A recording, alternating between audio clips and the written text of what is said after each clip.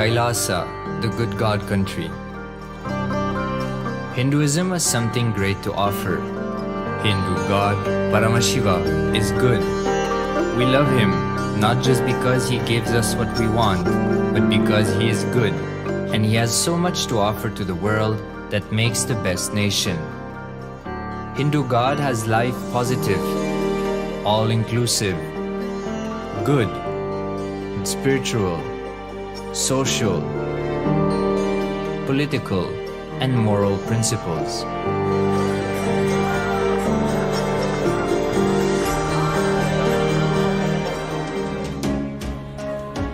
Hindu principles are guaranteed solutions for all the major problems of humanity: resettlement, violence and lawfare, impoverishment, inequality, environmental footprint, pandemic and biowar, disputes, feminist movement, women's rights, child rights, minority rights, linguistic rights, human rights. Because Hinduism has the best to offer to the world, KAILASA, standing tall since 1994 for the grand narrative of Hinduism, is the good God's country. Founder of KAILASA, Paramashiva, and his 1008th incarnation, the Supreme Pontiff of Hinduism, Jagadguru Mahasannidhanam, His Divine Holiness, Bhagwan Nithyananda Paramashivam, is the reviver of KAILASA, the enlightened civilization, the greatest Hindu nation.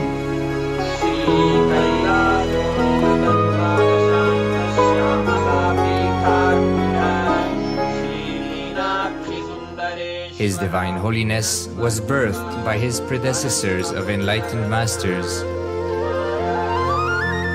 great rishis, munis, siddhas, who predicted and recognized His Divine Holiness, Bhagwan Nithyananda Paramashivam, as an incarnation of Paramashiva as per the science of incarnation described in Hinduism. From his first Chaturmasya at the age of 3 in the year 1980 until the age of 16 in the year 1994, the Supreme Pontiff was trained for the revival of KAILASA. He began reviving KAILASA from the age of 16 after the coronation on the 25th May 1994.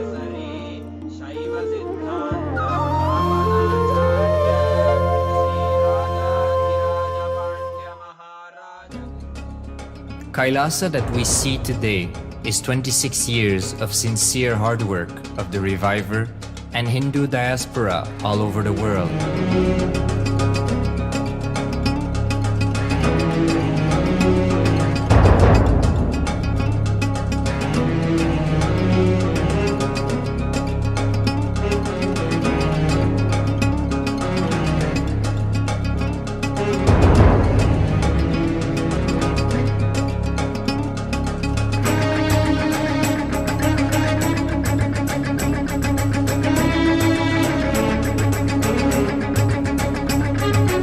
KAILASA has a potential population of 2 billion Hindus worldwide, with over 100 million applications to its citizenship already applied.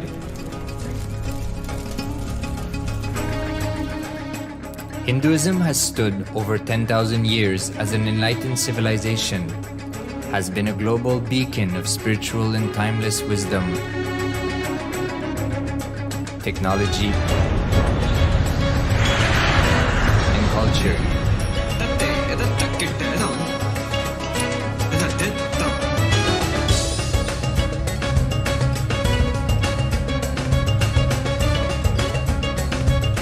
He's wearing a grey jacket. His name is Boris.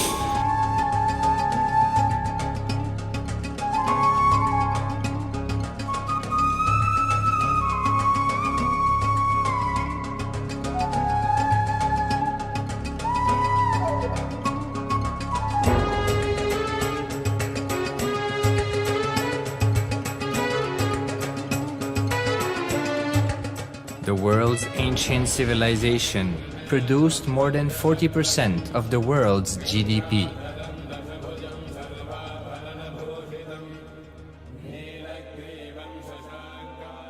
purpose of life is to experience oneness with the ultimate reality, Paramashiva.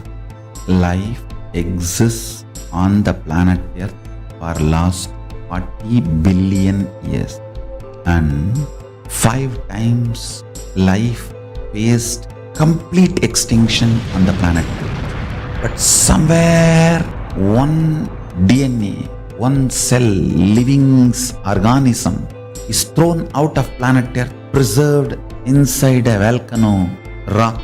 After millions of years comes back to Earth due to gravity or whatever reason, gets into the ocean and starts the life again.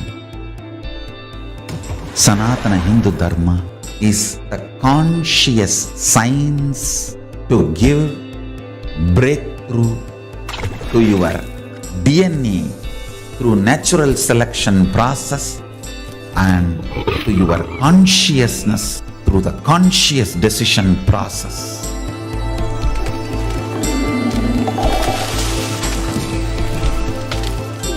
Sanatana Hindu Dharma is a sacred spiritual science. It is not bunch of do's and don'ts. No. Please understand, it is the revelations of sacred truths, cosmic truths, powerful cognition. It is still alive, that science is available, time-tested, foolproof. This science of living enlightenment is the complete solution for all the problems individual or society or modern day humanity is facing.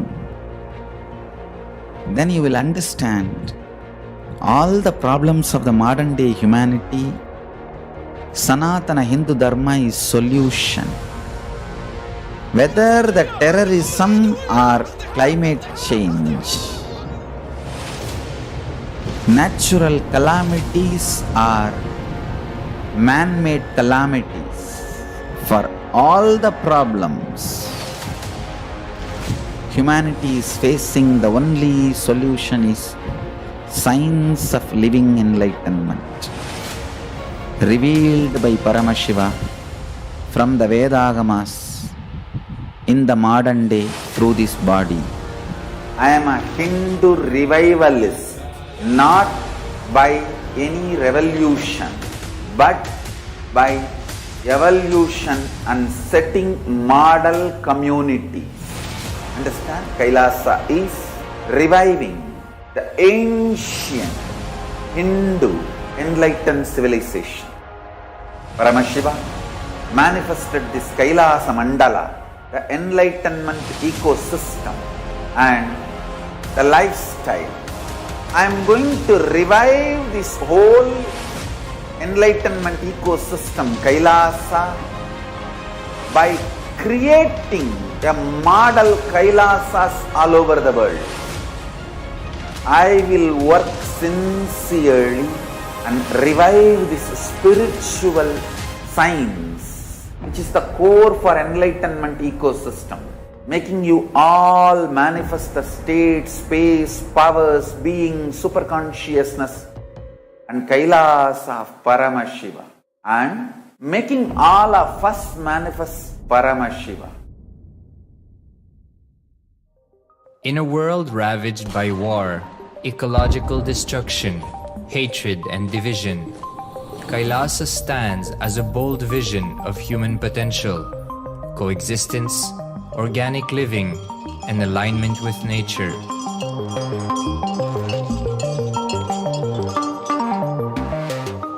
Over the past 50 years, the world has seen the creation of dozens of new countries, and so if anything, it would be odd not to see a new country formed in the 21st century.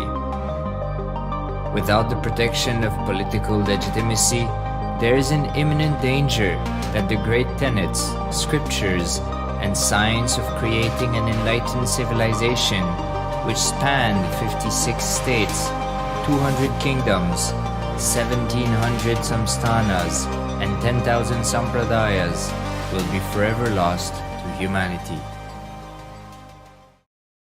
The Hindu diaspora are highly successful around the world. They formed the dispossessed diaspora who has been driven to other countries because they are unable to practice their religion authentically in their own country. They have flourished in countries where they have been allowed to settle with religious freedom. For example, in the United States, Hindus are the most educated and highest earning community, with 77% of them holding a bachelor's degree and 48% having an income of $100,000 or more. Although they are only 1% of the population, Hindus have launched 13.5% of the startups in the USA. They hold leadership, technical and creative positions in companies such as Microsoft, Google, Facebook, etc. This success has been repeated around the world, in the UK, Canada, Australia, etc. James Kirkup, in his 2015 Telegraph article says, British Indians are not just the most successful immigrant group in this country's recent history, but the most successful group of people, full stop. He continues, more extraordinary than the rise in numbers is how it has taken place so harmoniously and profitably for this country and those in it. British Indians, quite simply, are among the most industrious, accomplished and credible amongst us. The best of British, if you like. The same article says that British Hindus are barely 2% of the population, but 12% of all the doctors. Australia and Canada have understood the ingredients of fast economic growth of the country and are doing everything to attract the educated, rich Hindu community. Hindus are the fastest growing migrant population in Australia. In 2017, 200% more Hindus have received invitation for Canadian Permanent Residency Program. Even now, the Hindu diaspora worldwide are the richest. No divorce, have no cases of drugs and substance abuse, lowest mental disorder, no depression. Hinduism is the only religion which neither converts nor kills. Absolutely non-violent, the elite sect of mankind.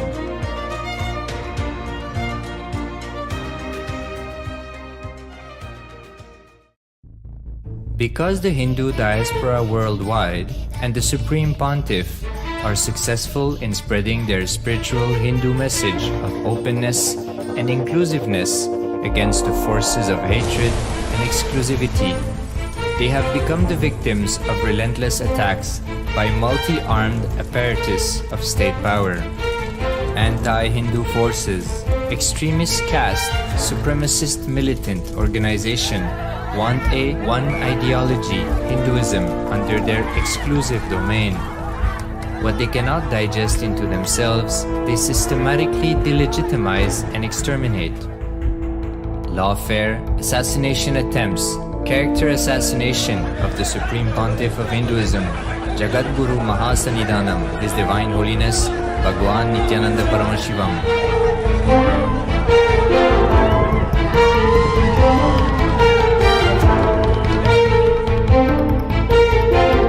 Attempted assassination and assassinated Kailasians.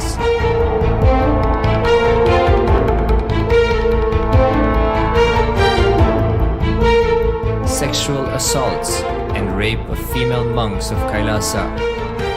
Objectification. Character assassination.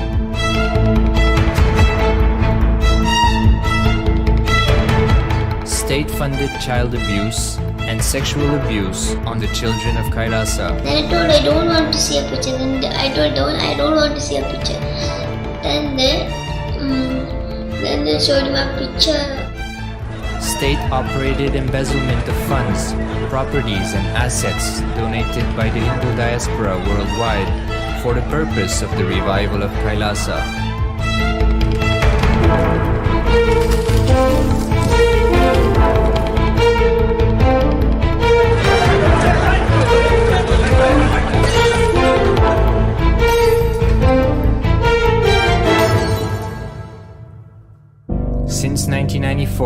up to until now.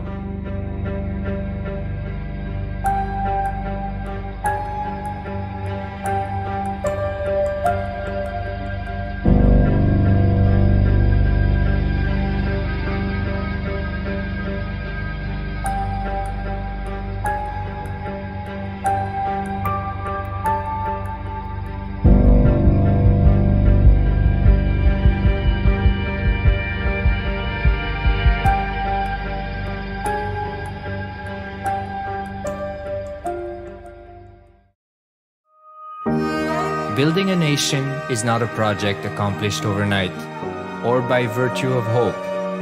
KAILASA is the manifestation of 26 years of sincere hard work, sacrifices, integrity of the Supreme Pontiff of Hinduism, Jagadguru Mahasannidhanam, His Divine Holiness Bhagwan Nithyananda Paramashivam, and the Hindu diaspora worldwide for the past 26 years for the enlightenment of humanity.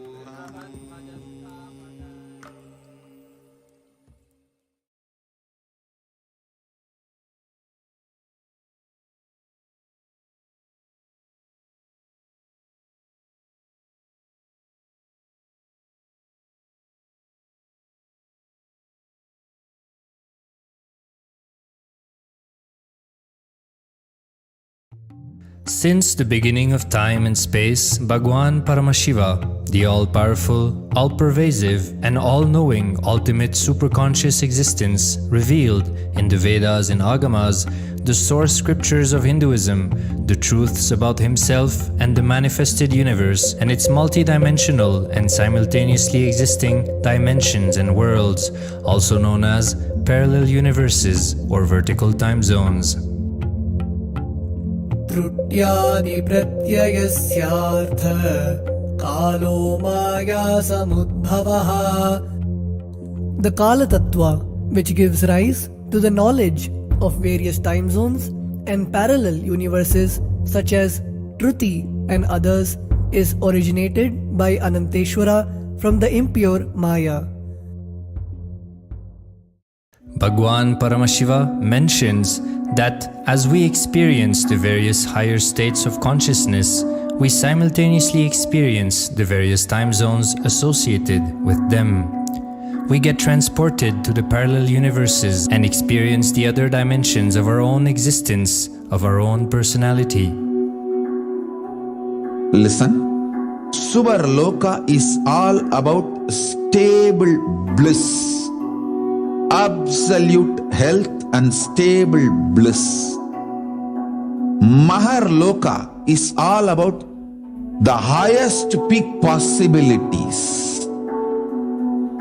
Jana Loka is the place where you can exist in multiple bodies at a time. You experience oneness as the super reality. Tapaloka is that last struggle you go through. Sometimes you know you are Paramashiva, Sometimes you just slip off, but again you say, I am Paramashiva. That space is the Tapoloka, an absolute surrender. Whether I am remembering, I am manifesting Paramashivatva, or I am deluded, I surrender both to Paramashiva. When you take that decision, you are lifted to Brahmaloka. You move to the Brahmaloka. The deep surrender lifts you to Brahmaloka. Then from there you move to Parandama, Vaikunta, and Kailasa, then Mahakailasa itself. The key to unlock these parallel universes is hidden in the spine of the human body. Human beings, only human beings on this planet Earth are empowered, hardwired, capable of migrating to parallel universe. Understand? Your spine is not only hardwired, capable of fuel, charged to lift you off to different parallel universes. Sukritan manavo bhutva jnani chen mokshamapnuyat chaturashita-laksheshu sharireshu sharirinam namanusyam vina yatra tattvahanantu labhyate. Of the 8.4 million bodily forms, the human body is the most important, for it is this form in which one gets knowledge of the essence. This knowledge of essence cannot be attained in any other form other than human. The possibility you have need to be told to you. Understand? Even though animals have spine, because the majority of the time they spend horizontally, the spine is not capable of getting fuel with a subtle fuel called ojas. The ojas need to be filled in your spine, and the kundalini need to be ignited for you to reach parallel universe and different vertical time zone spaces. When our state of consciousness is raised, we start experiencing these higher lokas, allowing the various possibilities and powers available in these universes to start expressing in our own human body. Recently, scientists have discovered that the human body, particularly in the brain, naturally produces light in the form of biophotons, and that when our state of consciousness is lifted, the brain moves from producing a normal 20 photons of light per centimeter square per second to more than 100,000 photons of light per second. That shows us that as we start to experience higher and higher states of consciousness, we start to produce huge amount of light, which is directly proportional and translatable to the amount of possibilities and powers that start to manifest on this plane, as well as the freedom from pains and sufferings experienced by beings in lower states of consciousness. These higher lokas gives you various possibilities, powers. For example, visualize you going to a different country where the electronic gadgets are easily, freely available. So naturally, everything you can gain through the electronic gadgets will be available to you freely. Same way, Kamadhenu, Karpagavriksha, Parijata, all these are like different gadgets, possibilities available in different lokas. Please understand, a permanent, irreversible power manifestation from the upper lokas is possible. Once these possibilities and powers start to express in the human body on the Bhuloka, our present plane, we reach a point of no return, where the cognitive shift which happens in us about who we are and what is the reality hidden behind this perceivable world frees us from the deluded ideas we have about ourselves and the life in the cosmos. The moment your consciousness is empowered to access and to exist in the parallel universe, no force in this Bhuloka planet Earth can torture you, abuse you, suffocate you. It is irreversible permanent enlightenment, irreversible permanent empowerment. In the source scriptures of Hinduism, the Vedas and Agamas, Bhagwan Paramashiva reveals about the importance of being initiated by a guru who is fit of giving initiation for us to raise into the various states of consciousness and experience the higher time zones.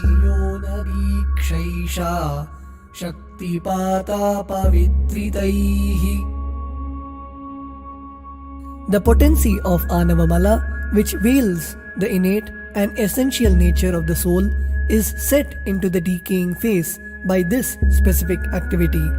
Such specific activity is characteristically called Diksha. The intimate communion between the blessed one and the blessing one is very rare and difficult to occur. The Supreme Pontiff of Hinduism, Jagat Guru Mahasannidhanam, His Divine Holiness Bhagwan Nithyananda Paramashivam, is the 1008th incarnation of Paramashiva as per Hinduism, living amidst us today. Starting out at a young age and enduring years of intense penance, he persevered with the single-pointed vision of experiencing the ultimate oneness with Paramashiva, known as Paramadvaita. He traversed the length and breadth of India, initiated by his gurus into yoga, tantra, and other Eastern metaphysical sciences. After having many profound spiritual experiences, he finally received the ultimate experience of Paramashivoham, I am Paramashiva, from his guru Arunagiri Yogeshwara, an incarnation of Paramashiva himself in the holy town of Tiruvannamalai in South India.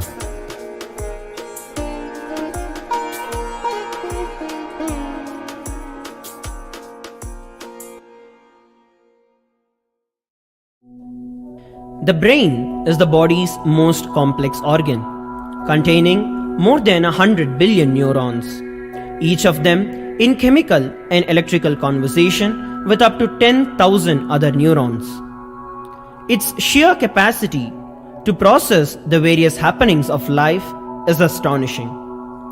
The scientific studies on the Supreme Pontiff of Hinduism's brain remarkably shows that the complexity presents no difficulty for the Supreme Pontiff of Hinduism in managing his brain's activity. The Supreme Pontiff of Hinduism's capacity to control his brain is very fluid.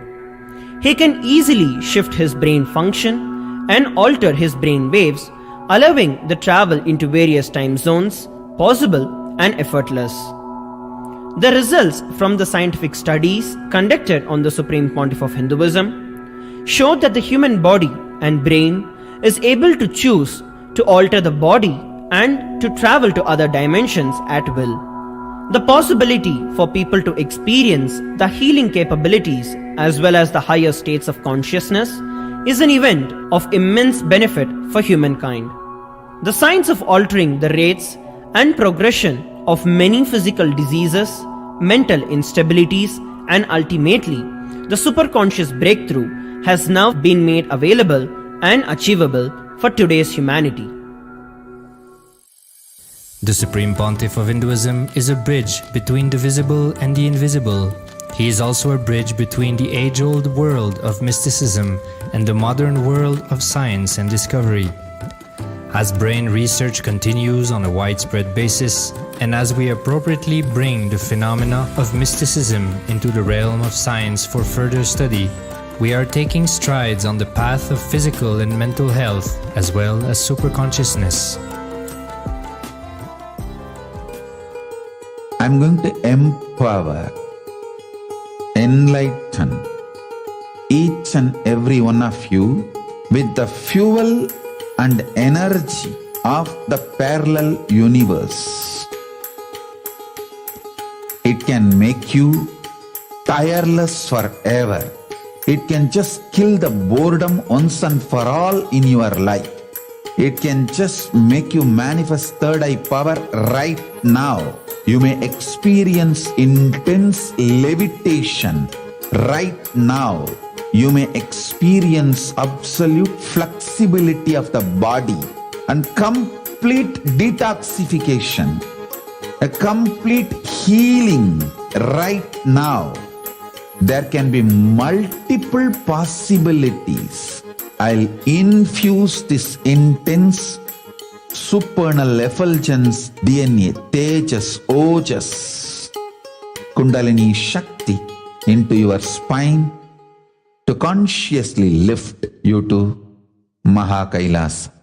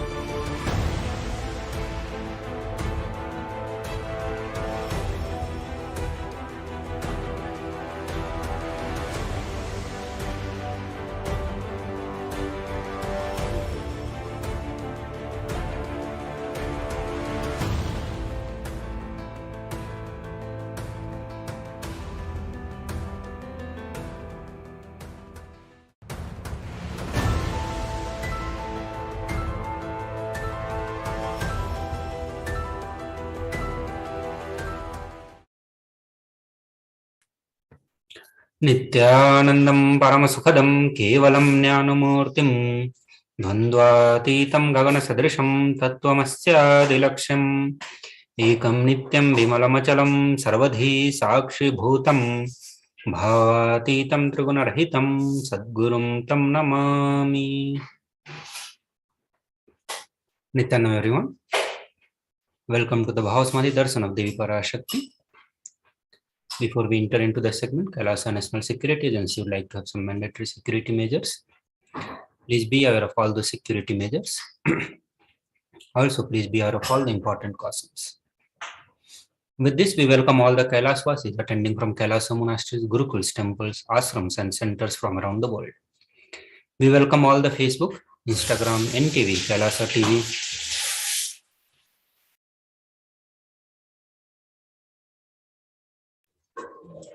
Hinduism Now TV, Twitter, YouTube viewers, and all those blessed to have Nanadixa to a video conferencing who are joining us for today's sacred spiritual program, the Devi Bhavasamadhi Darshan. We'll start with a brief introduction of Devi Parashakthi. Devi is the ultimate pure feminine consciousness, the cosmic mother. She is the source Shakti, and it is her cosmic Brahmanda Yoni, from which billions and billions of universes comes out and goes in. She is the source of Big Bang and the black holes. Parashakti is the divine consort of Paramashiva, who is the primordial god of Hinduism. The Supreme Pontiff of Hinduism reveals that the first and foremost relationship is mother. The ability to learn, even the idea to relate starts with the mother. Mother is an important way to connect with what we think as the life. In Vedic tradition, our rishis were aware that our ability to connect with the mother should be directed to the cosmos. It should inspire, it should awaken our higher consciousness. It should inspire our higher consciousness to express through us. Connection with the life as the mother is the most sweetest, most beautiful, most easiest form ever to connect. Today, out of his extreme compassion and love, the Supreme Pontiff of Hinduism is manifesting Devi Parashakti herself and gracing us, answering all our questions, attending to our prayers, giving boons, healing us, revealing our past, present, and future, delivering profound spiritual truths, and ultimately giving us the experience of Paramashivoham itself. So what is Bhava Samadhi Darshan? Sama is oneness and Adi means source. So Samadhi means being one with the source. Bhava means attitude or aspect. Bhava Samadhi means being one with the source through this aspect. Darshan means to have a glimpse of. In Vedic tradition, it is used to describe the moment we behold a deity, an avatar, a saint, or an enlightened being. As just seeing such a being can cleanse the karma of lifetime and create a deep lasting transformation in the receiver. Darshan is the most powerful superconscious vibration that is present around an avatar at all times. He simply radiates darshan just as the sun continuously radiates light. The auspicious moment when we are able to catch it becomes the moment of darshan for us, raising us to the next level of superconscious breakthrough like hitting the reset button on our being. The science of Bhava Samadhi Darshan, and it is based on the two fundamental principles that the divine cosmic beings are real and they manifest from Kailasa, the enlightened time-space zone, through deities and the incarnations. The divine cosmic being manifests through Archavatara, that is deities in the temple, and through the Bhava Samadhi Darshans in the Nijavatara, that is the incarnations.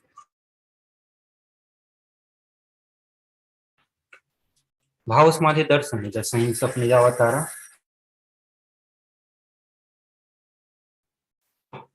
manifesting Paramashiva, the supreme consciousness. Devi Parashakti expresses through being of Rajrajeshwari and manifests as Nijavatara, the physical form, Devi Meenakshi. The Archavatara, the deity, reflects the consciousness and manifestation of the superconscious energy, but the human beings are not mature enough to receive the higher level experiences from the Archavatara directly.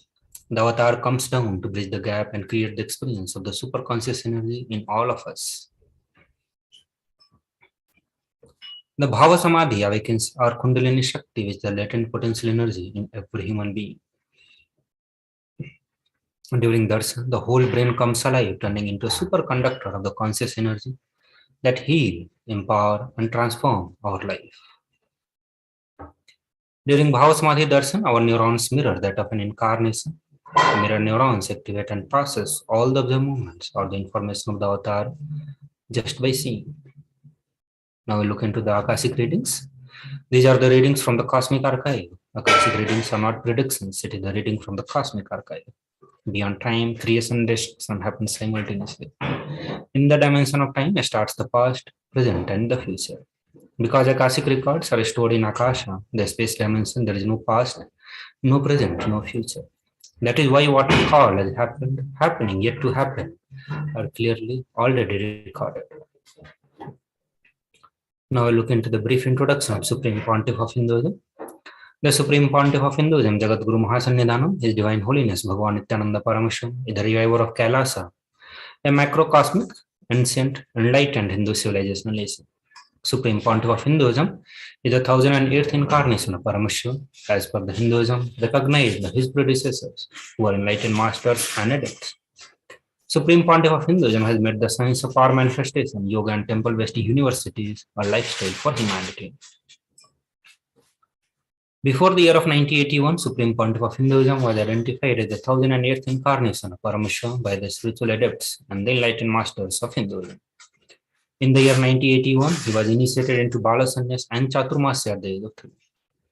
In the coming year 88, he was coronated as the future Guru Mahasannidhanam of Tundai Mandaladinam, the oldest monastic university.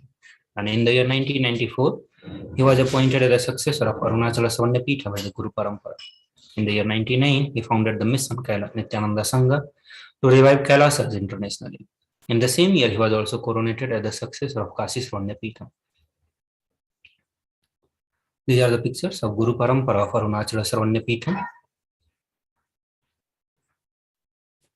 These are the pictures of Supreme Pontiff of Hinduism from Kashi Swarnapitha. In the year 2002, he founded Adi Kailasa Swarnapitha, and in the year 2004, he was declared as the successor of Bhagyanagara Sripura Swarnapitha. In the same year, he was also declared as the incumbent emperor of Suryavamsa Surangi Samrajya of Suryavamsa lineage. These are the pictures of Supreme Pontiff of Hinduism from coronation ceremony as the successor of Bhagyanagara Sripura Swarnapitha. These are the pictures of previous kings of Suryavamsa Surangi Samrajya with the present king Supreme Pontiff of Hinduism. In the year 2007, he was declared as the Guru Mahasannidhanam of Adi Pallava Sarvanyapitham. In the same year, he was also declared as the Mahamandaleswar of Mahanirvanya Khara. In the year 2012, he was coronated as the Guru Mahasannidhanam of Madurai Shyamala Pitha Sarvanyapitha, the oldest Hindu papal estate and the monastic kingdom. These are the pictures of Supreme Pontiff of Hinduism from Adi Pallava Sarvanyapitham. And these are the pictures of Supreme Pontiff of Hinduism from the coronation ceremony at the 293rd Jagadguru Mahasannidhanam of Kailasunatha Shyamala Pitha Sarvanyapitha. In the year 2013, he was officially coronated as the Mahamandaleswar of Mahanirvanya Khara, which is the largest apex monastic order, and he was the youngest Mahamandaleswar. In the year 2013, he was declared as Acharya Mahamandaleswar of Atala Khara by Acharya Mahamandaleswar Sukhdevanandaji, the then incumbent spiritual leader. In the year 2014, he was coronated as the Guru Mahasannidhanam of Tanjavur Adina.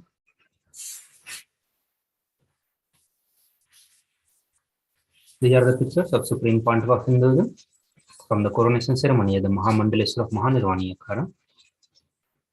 In the year 2014, he was coronated as the Guru Mahasannidhanam of Tiruvarur Adina. In the same year, he was also coronated as the Guru Mahasannidhanam of Vedaranyam Adinam and the Guru Mahasannidhanam of Kanchanadikulam. These are the pictures of Guru Parampara of Tiruvarur Adinam and the Vedaranyam Adinam. In the year 15, he was coronated as the Guru Mahasannidhanam of Dharma Mukti Swargapuram Adinam. In the same year, he was also coronated as the Guru Mahasannidhanam of Adipit Poladamat. In the year 2015, he was elected as the Supreme Pontiff of Hinduism by a congregation of over 1,000 spiritual leaders.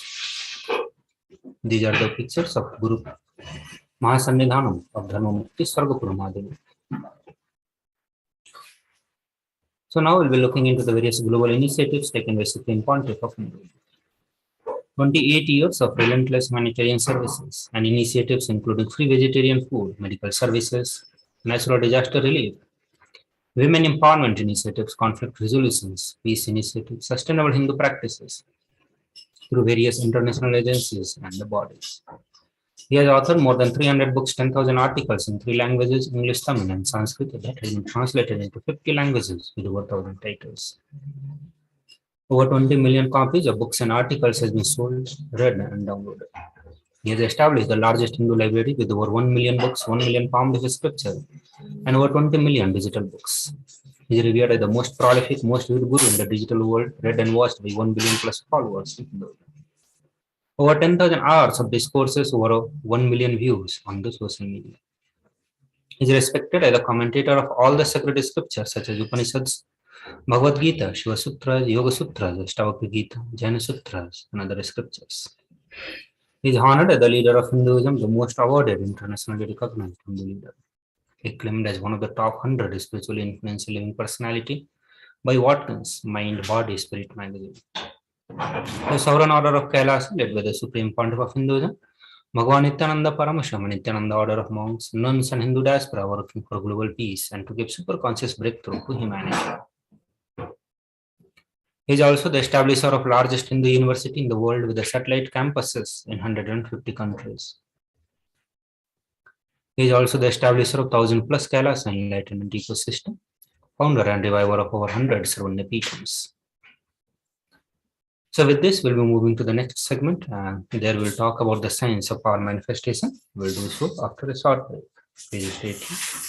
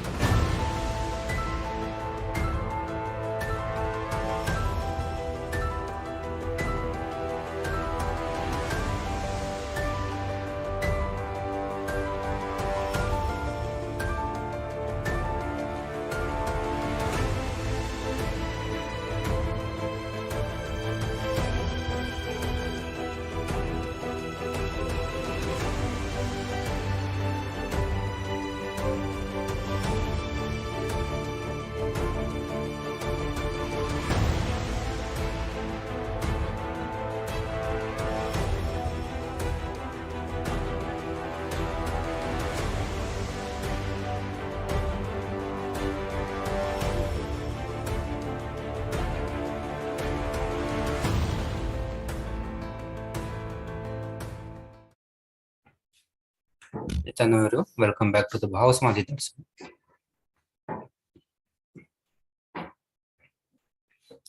The Balasans, the Nityananda yogis, the initiated disciples of Supreme Pontiff of Hinduism, will now be demonstrating the power of third eye and sharing with all the experiences and results of extraordinary manifestation of the divine power awakened in us through Diksha, the initiation.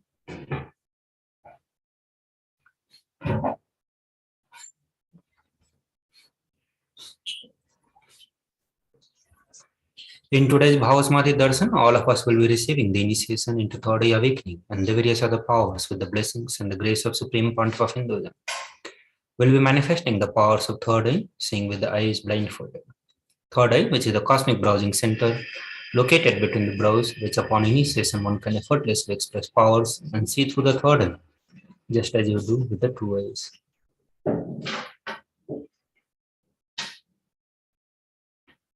So what are the Shaktis?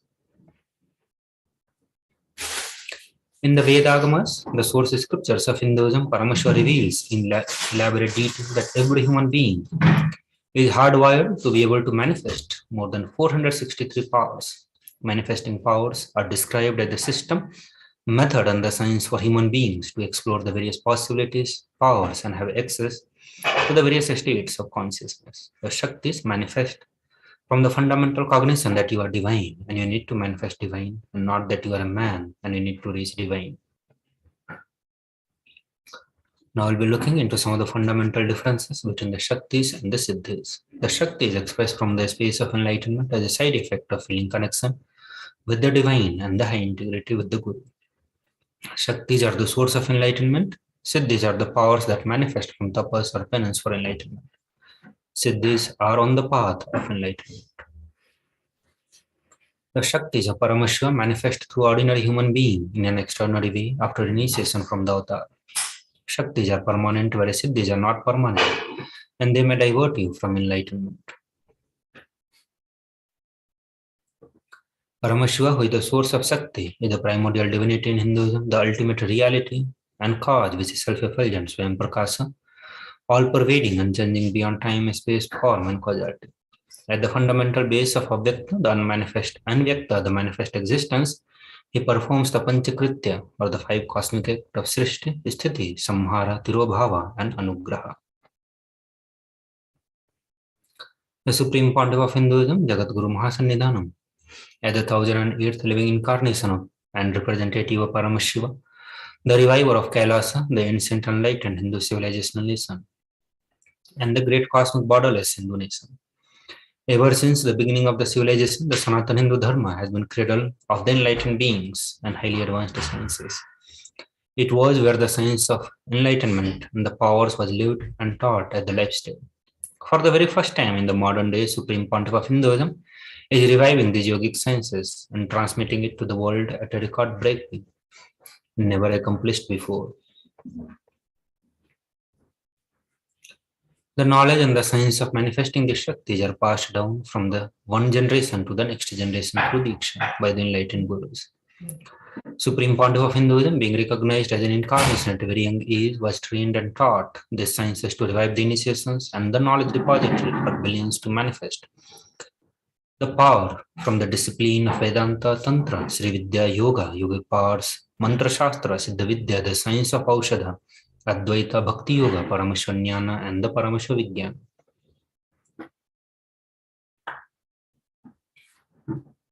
So how do we awaken these divine Shaktis in us? Every ultimate truth, when mapped into our consciousness, it manifests as the pragya and the possibility, power of every being.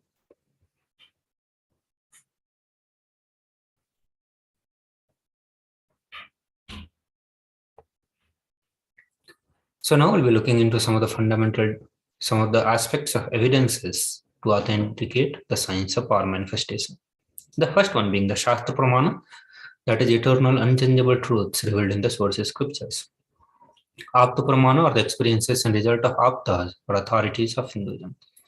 The Vedic rishis and the scientists who time tested and verified the sciences. Atma Pramana are the account of Supreme Pontiff of Hinduism, Bhagavan Nithyananda Paramashivam, this millennium's avatar personal experience of power manifestation.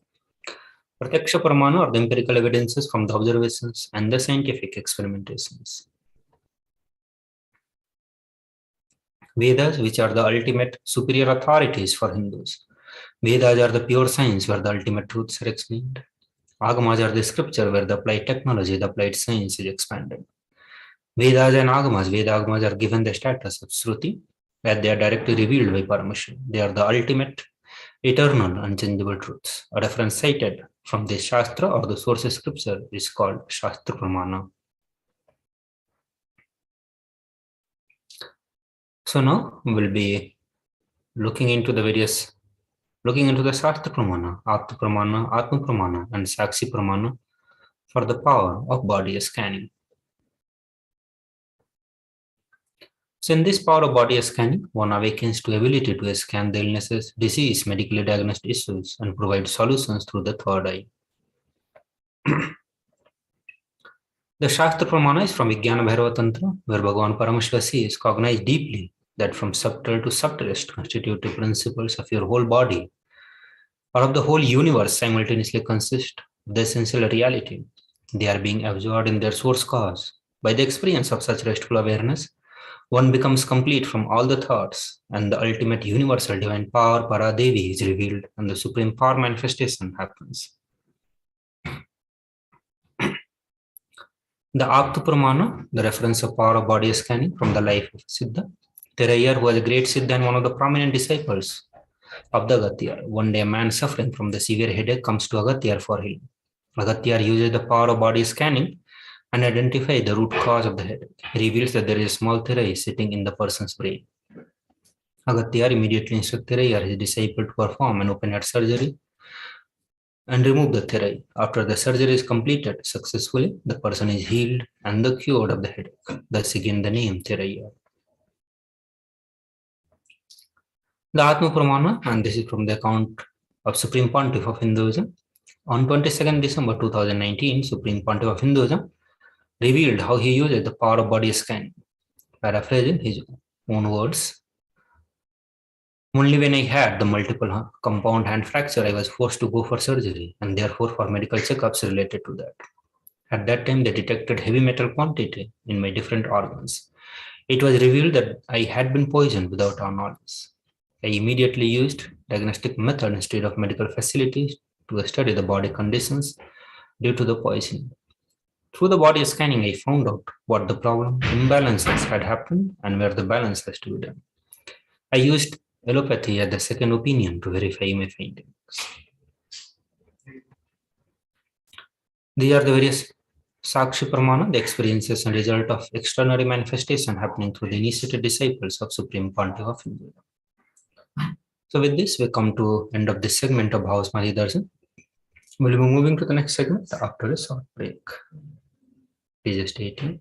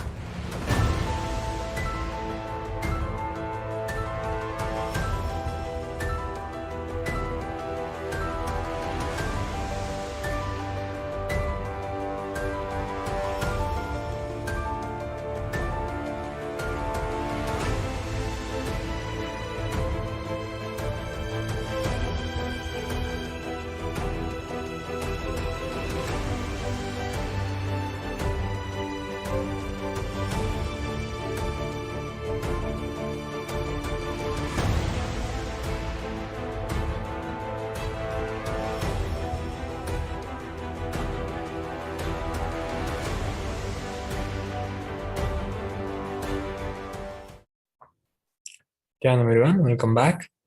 Let's now enter into the next segment, which is the divine feminine consciousness, which is unique to Hinduism.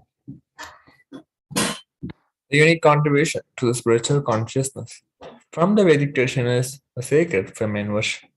Even if everything from what Vedic tradition gave is lost, then just if the sacred feminine tradition is there, then the whole thing can be revived because that is the seed.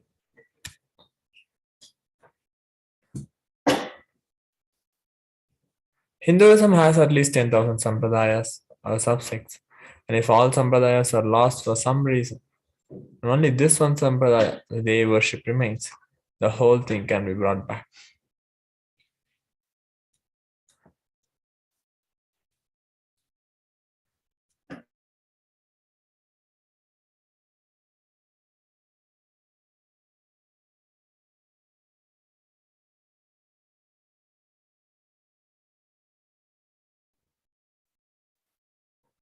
Hinduism has at least 10,000 sampradayas or subsects, and if all sampradayas are lost for some reason, and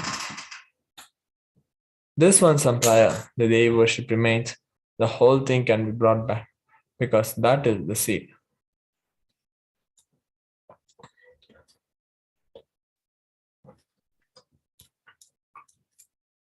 That sacred feminine worship is a hologram of the Vedic tradition. There is no enlightened being on the planet Earth without worshipping the sacred feminine, including me. I'm basically a Shakta, and I myself follow Devi worship. From the beginning, if you see my biography and all the deities I carved, the darshan I had are mother based, Devi based.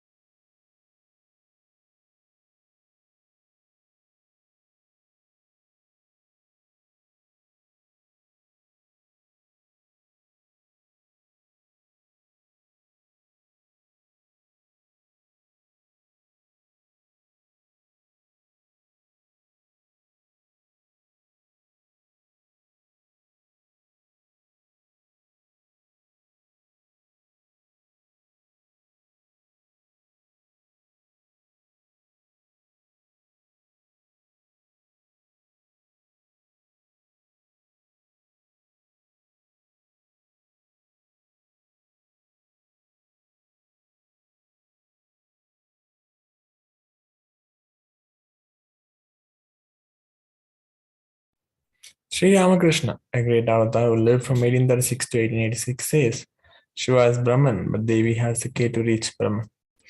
Unless she opens, nobody can reach. Very beautifully describes a house. Even though husband is the owner, the key to the house will be on the hip of the mother. Either you have to follow the feet of the mother or these small sons of the mother. Only they can touch that place and remove the key. Nobody else can touch. So either surrender to mother or the people who are closer to mother to reach. There's a beautiful verse from Devi Upanishad which tells, She, Devi replied, I am essentially Brahman. From me has proceeded the world comprising Prakriti and Purusha, the void and plenum. I am all forms of bliss and non-bliss. Knowledge and ignorance are myself. Brahman and non-Brahman are to be known, says the scripture of Atharvanas.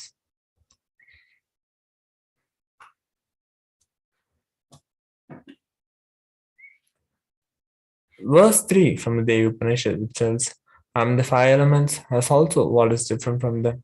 I am the entire world, I am the Veda as well as what is different from it. I am the unborn, I am the born, below and above and around I am. Devi Parashakti, Devi the ultimate pure feminine consciousness. Parashakti is the cosmic mother. It is her cosmic womb from which billions and billions of universes comes out and goes. She is the source where the Big Bang and black holes go on. Parashakti is the source Shakti, the source energy, the source power from which all of us came, and in which all of us are even now, and in which all of us are going to merge.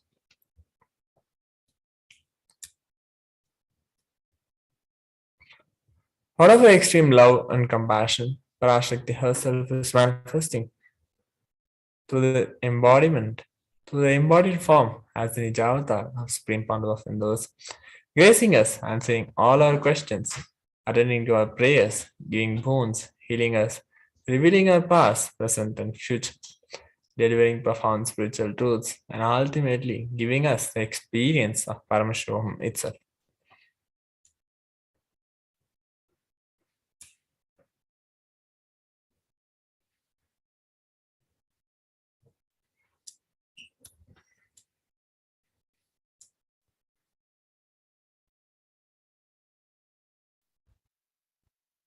Om, Om, Om. Om, Om, Om. ஓம் எனும் ஓங்காரத்து உட்பொருளாய் மலர்ந்து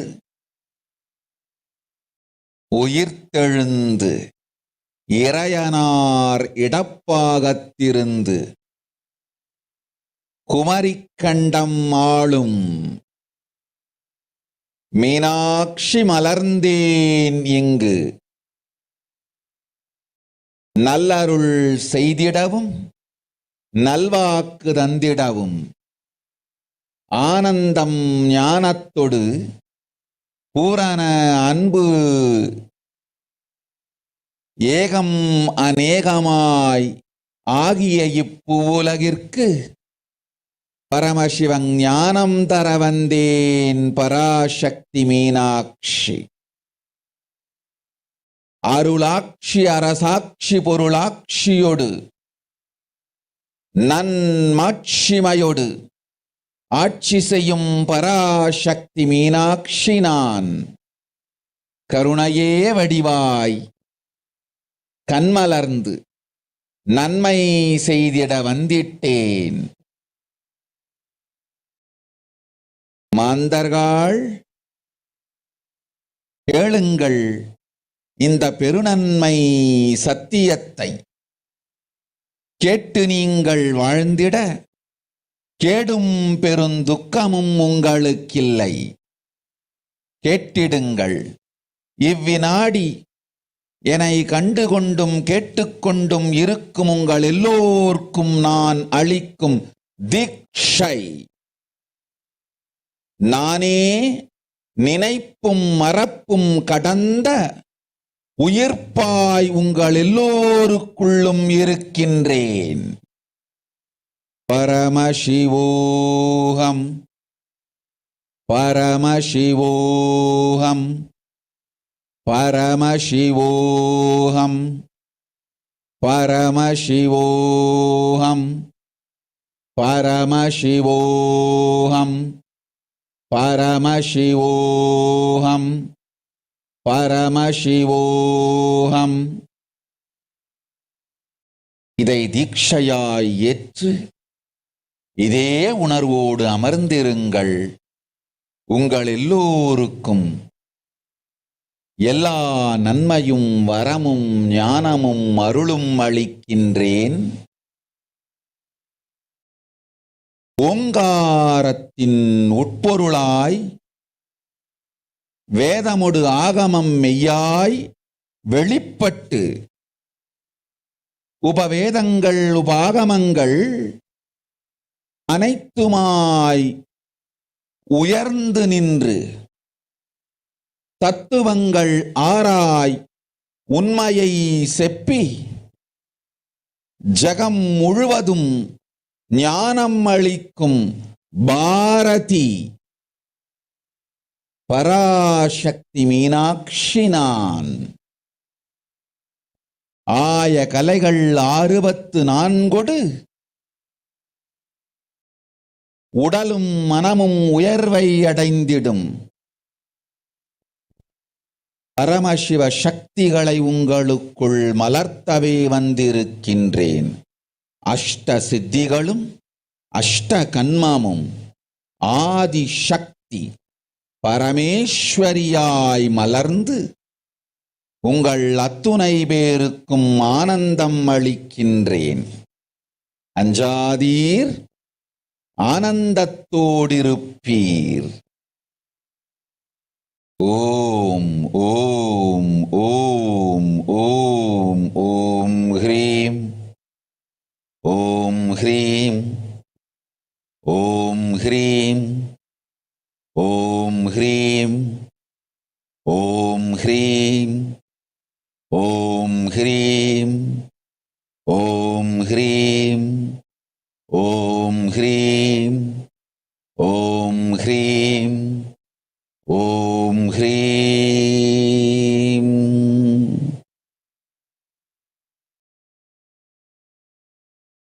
ஓம் ஓம் ஓம்.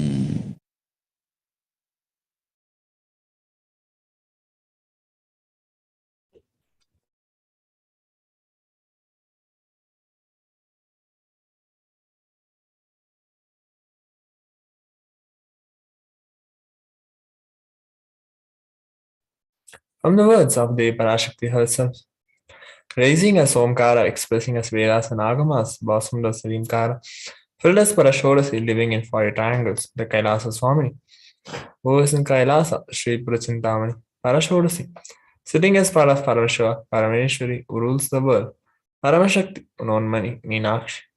As Nithyananda, I took Nijavatara here to give good mood to everyone, to bestow all goodness.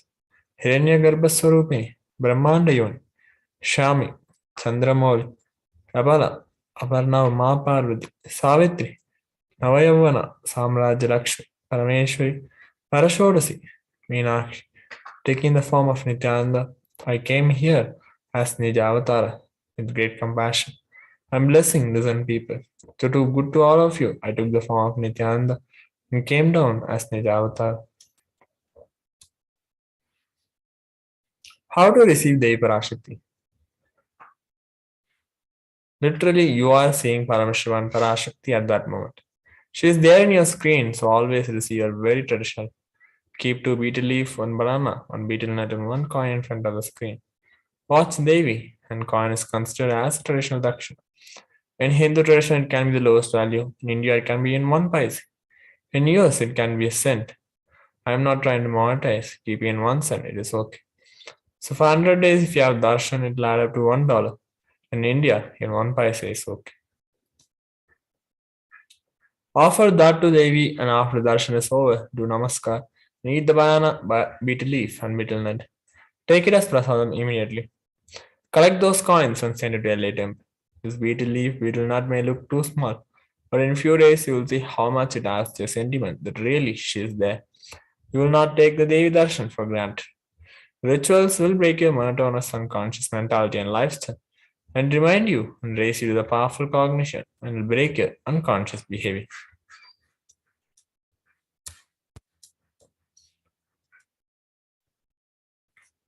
So next we are going to be seeing the revelations by Devi Parashakthi after a short break. I request everyone to please stay tuned for the revelations by Devi Parashakthi during the corona pandemic time.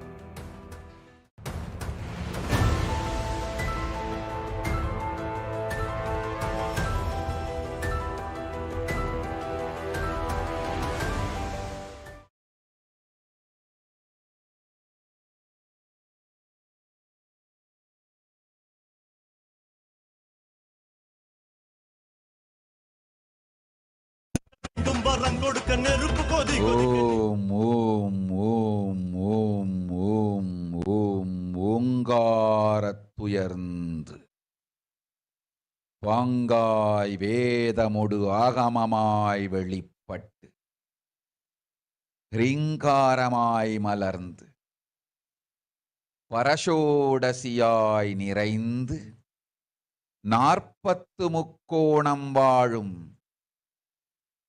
கையிலை ஸ்ரீபுரச் சிந்தாமணி கிருகத்தில் இருக்கும் கைலாச சுவாமினி பரஷோடசி பரமசிவன் பாகம் அமர்ந்து பாராளும் பரமேஸ்வரி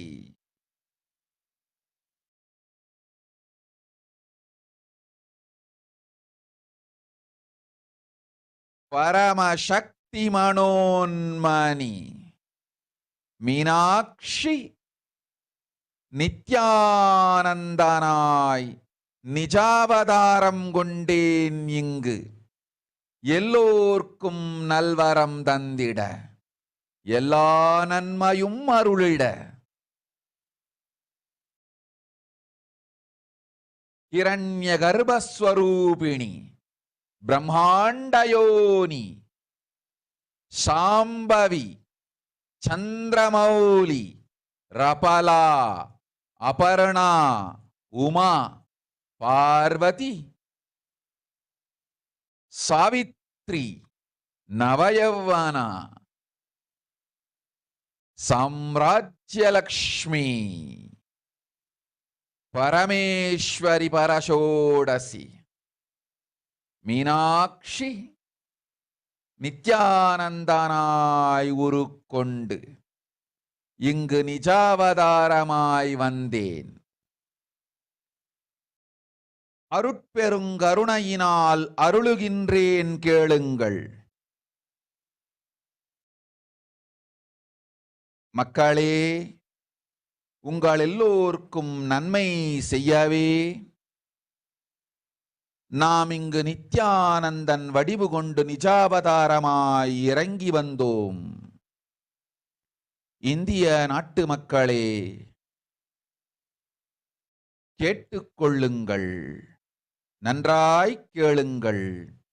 காலம் காலமாய் அவதார புருஷர்கள் வந்து மலர்ந்து உலகிற்கு நன்மை செய்யும் மிக பெரும் ஞான பூமி பாரதம். இருக்கின்ற ஒரு பாரதத்தை இழக்க இயலாது மக்களே. ஞான கர்ப்பத்தை மலடாக்க இயலாது. வாழையடி வாழையென ஞானிகளும் அவதார புருஷர்களும் வந்தே தீர வேண்டும், வாழ்ந்தே தீர வேண்டும், மலர்ந்தே தீர வேண்டும். உலகிற்கு அதுவே உத்தம நன்மை. ஒரு சில கயவர்கள் மாயையில் சிக்கி செய்திட்ட சதிகளால் உலகை பலி கொடுக்க ஆகாது. சிருஷ்டி நஷ்டமடைய கூடாது. பிரபஞ்சம் அழிந்துவிடக் கூடாது. பிரளயத்து இருந்து இந்த பிரபஞ்சத்தை காக்கவே பெரும் கப்பல் நானொன்று செய்தேன். அதன் பெயரே ஆதி கைலாசம். ஆதி கைலாசம் இந்த பிரபஞ்சத்தில் இருக்கும் ஞான சக்திகளை ஒன்றாய் திரட்டி பிரளயத்திலிருந்து மக்களை காத்திடவே நாம் செய்த கப்பல். துரோகிகள் சூழ்ச்சியாலும் விரோதிகள் ஆட்சியாலும் வழியின்றி கப்பலை விட்டு மாலுமியே ஒதுங்க வேண்டிய காலம் வந்ததையா. அதனால்தான் ககனம் கொந்தளித்து பேரழிவை நோக்கி சென்று கொண்டிருக்கின்றது.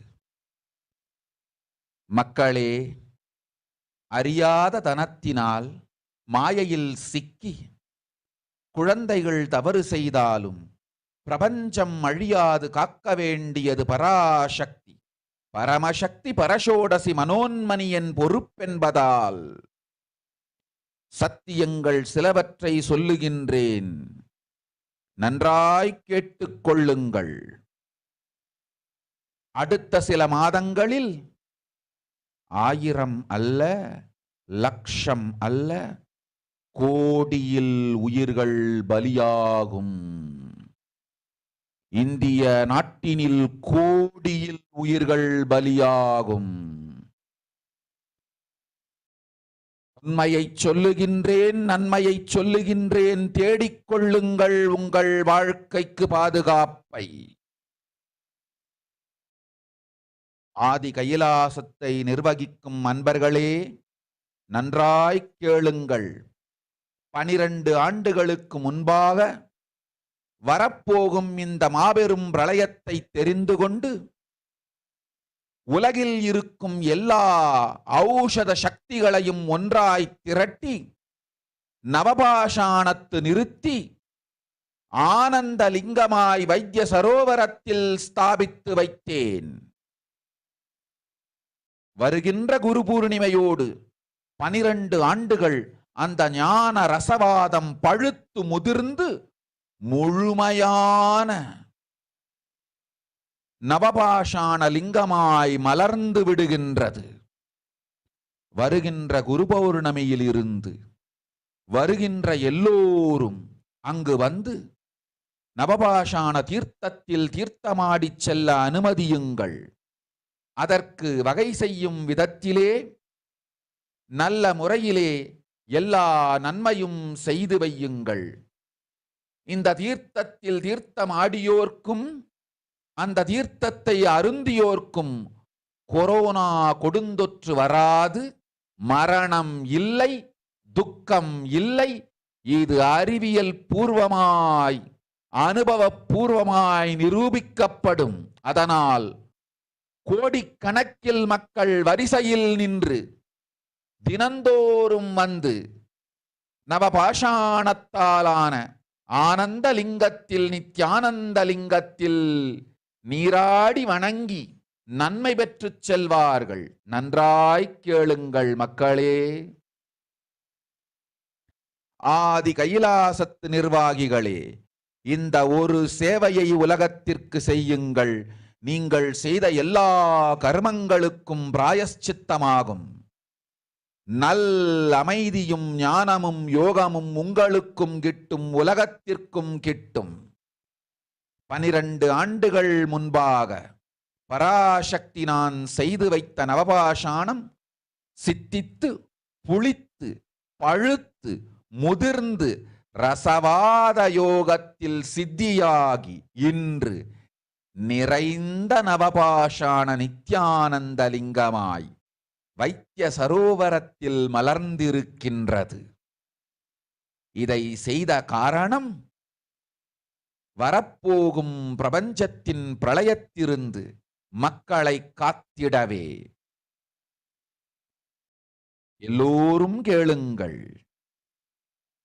ஆதி கைலாசத்து நேரடியாய் மறைமுகமாய் உதவி செய்து உடன் இருந்த எல்லோரும் கேளுங்கள். உங்கள் எல்லோரையும் நம்பியே இந்த படகை நாம் உருவாக்கினோம்.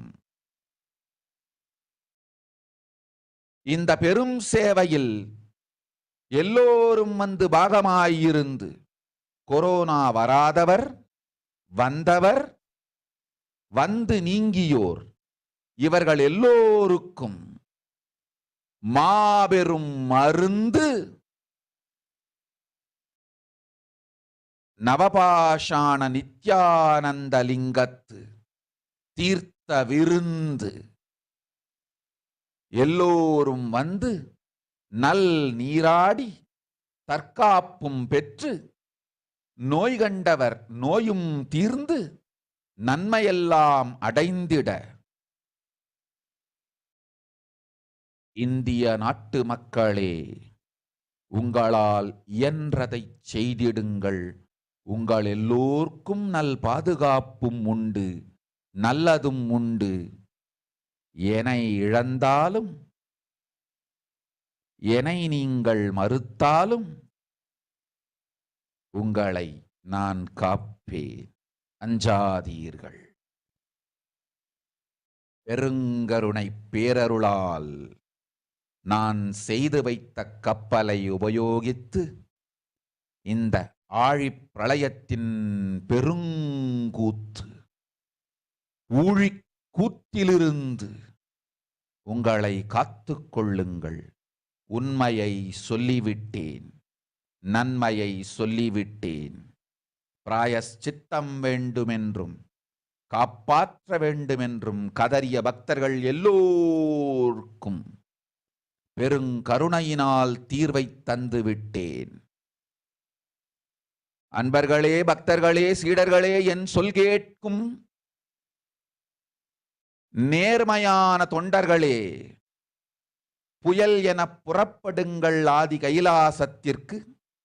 தேவையானதெல்லாம் உடனடியாய்ச் செய்து வரப்போகும் மக்களுக்கெல்லாம் அன்னதானம் செய்து அவர்கள் நல்லபடி வைத்திய சரோவரத்தில் தீர்த்தமாடி நவபாஷாண மருந்தையே விருந்தாய்க் கொண்டு நோயிலிருந்து தற்காப்பும் பெற்று உயிர்காப்பும் பெற்று நல்லபடியாய் வாழ்ந்திட தேவையான சேவைகளை செய்யுங்கள். இதுதான் உங்கள் எல்லோருக்கும் பிராயஷ்சித்தம். நித்யானந்தன் வடிவு தாங்கி நிஜாவதாரமாய் நான் இந்திய நாட்டில் வந்தபொழுது என்னை வைத்து வாழாத பெருங்குற்றத்திற்கு பிராயஷ்சித்தம் இதுவே உங்களுக்கு. இதை யாவது செய்து, இது ஒன்றையாவது செய்து உங்களையும் காத்துக்கொள்ளுங்கள், நாட்டையும் காத்திடுங்கள். கோடிகளில் உயிர்கள் போகப் போகின்றது என்பதை நேரில் காண்பீர்கள். கண்ட பிறகுதான் நான் சொல்லும் வார்த்தையின் சத்தியமும் உண்மையும் உங்களுக்கு புரியப் போகின்றது. அழிவதற்கு முன்வந்து நவபாஷாண மருந்தை விருந்தாய்ப் பெற்று மரணத்திலிருந்து உங்களை காத்துக் கொள்ளுங்கள். மக்களே, இது ஒன்றே வழி. ஓம் ஓம் ஓம். பெருங்கருணை பேரருளால் அன்னை பராசக்தி அருளினேன் சத்தியத்தை. இந்த ஒரு சத்தியத்தை உடனடியாய் புரிந்து கொண்டு உங்களுக்கும் உலகத்துக்கும் நன்மை செய்து கொள்ளுங்கள். ஆதி கைலாசத்து நித்யானந்த லிங்கத்தின் எல்லைக்குள் ஆருக்கும் கொரோனா கொடுந்தொற்று தீண்டாது. இந்த சத்தியத்தை அனுபவபூர்வமாகவும் அறிவியற்பூர்வமாகவும் முழுமையாக நீங்கள் புரிந்து கொள்வீர்கள். இது நிரூபணமாகும்.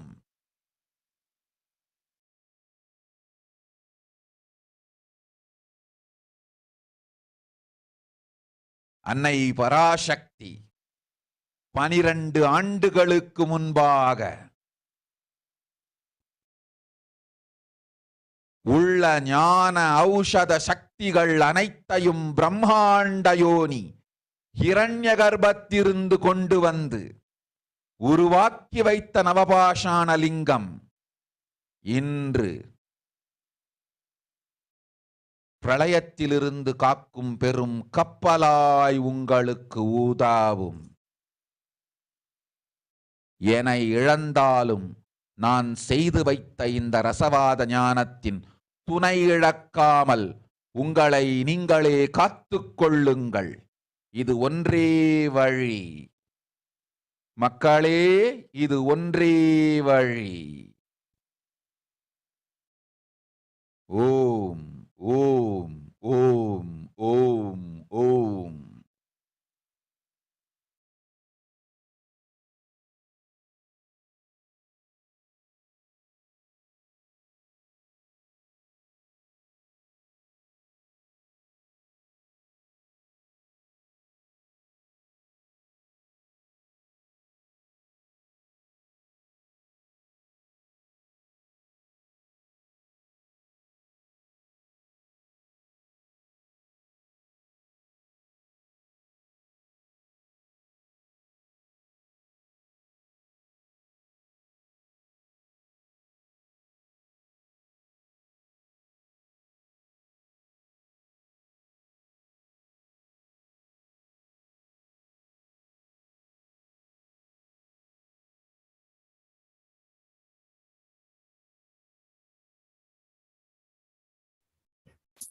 So let's look at the translation given by the Parashakthi. World cannot be sacrificed for the sake of conspiracies done by some ignorant thieves who got stuck in Maya. Srishti should not have loss, cosmos should not have destruction. To save the cosmos from Praya, I made a huge ship. Its name is Adi Kailasa. And Adi Kailasa is the ship that will gather all the enlightened powers of this cosmos. And to save the people from Praya with the tricks of traitors who of the enemies, the sailor thought any other way out. Time came for the sailor itself to leave. That is why the sky is boiling and moving towards huge destruction. People, even if children, do mistakes in ignorance by getting stuck in Maya, as it is Parashakthi, Paramashakthi, Parashodasi, money. My responsibility is to save the cosmos from destruction. I'm telling some of the truth, listen properly. In the next few months, not in thousands or lakhs, lives will be lost in crores, and crores of lives will be lost in India. I'm telling you the truth. I'm telling you the good. Search for protection for a life. So let's look at the current state of the world as revealed by the Parashakthi.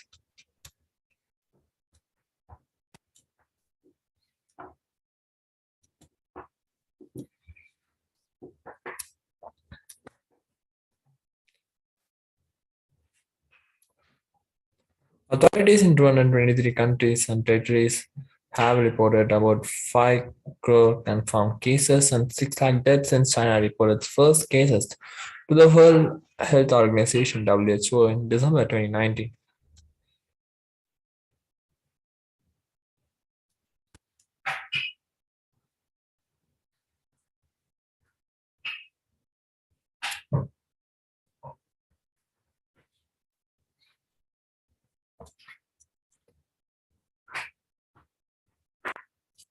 The Omicron variant of the SARS-CoV-2 virus is intrinsically as severe as previous variants. According to a preprint version of the large US study that counters assumption in other studies that it was more transmissible but less severe. The findings, which estimated Omicron severity after accounting for the impact of vaccines, should reinforce the importance of inoculation and booster shot, experts say. Vaccines helped keep hospitalization and deaths relatively low during the Omicron surge compared with previous variants.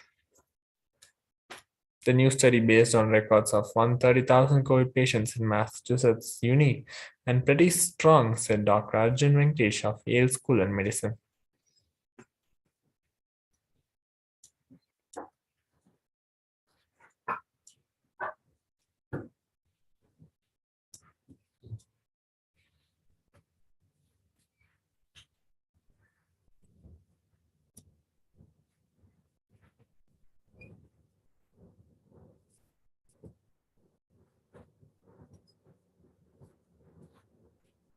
A new study says 1 in 10 Australian healthcare workers has had thoughts of suicide or self-harm during the pandemic.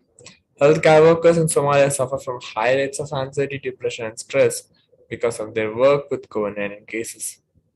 Initial findings recorded a high prevalence of anxiety in the workforce at 69.3% for 6.5% for depression and 15.2% for stress.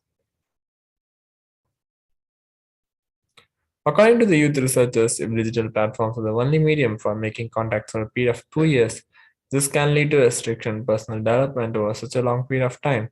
I can't smell the other person, I can't touch them, I can't notice their aura or how they move.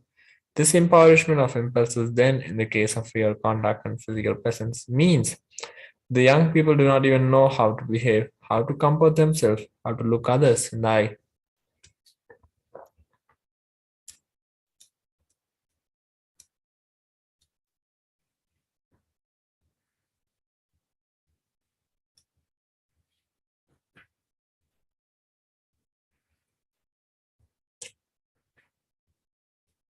The head of the World Health Organization (WHO) said that it would be dangerous to assume that the highly transmissible Omicron was the last variant to emerge and that the world was in the endgame of the pandemic. Since Omicron was first identified a little over 10 weeks ago, more than 80 million cases had been reported to the UN agency, more than were reported in the whole of 2020.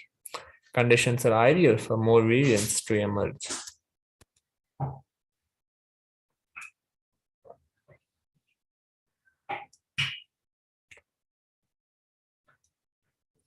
So let us look at the solutions given by Devi Parashakthi to protect ourselves from corona pandemic.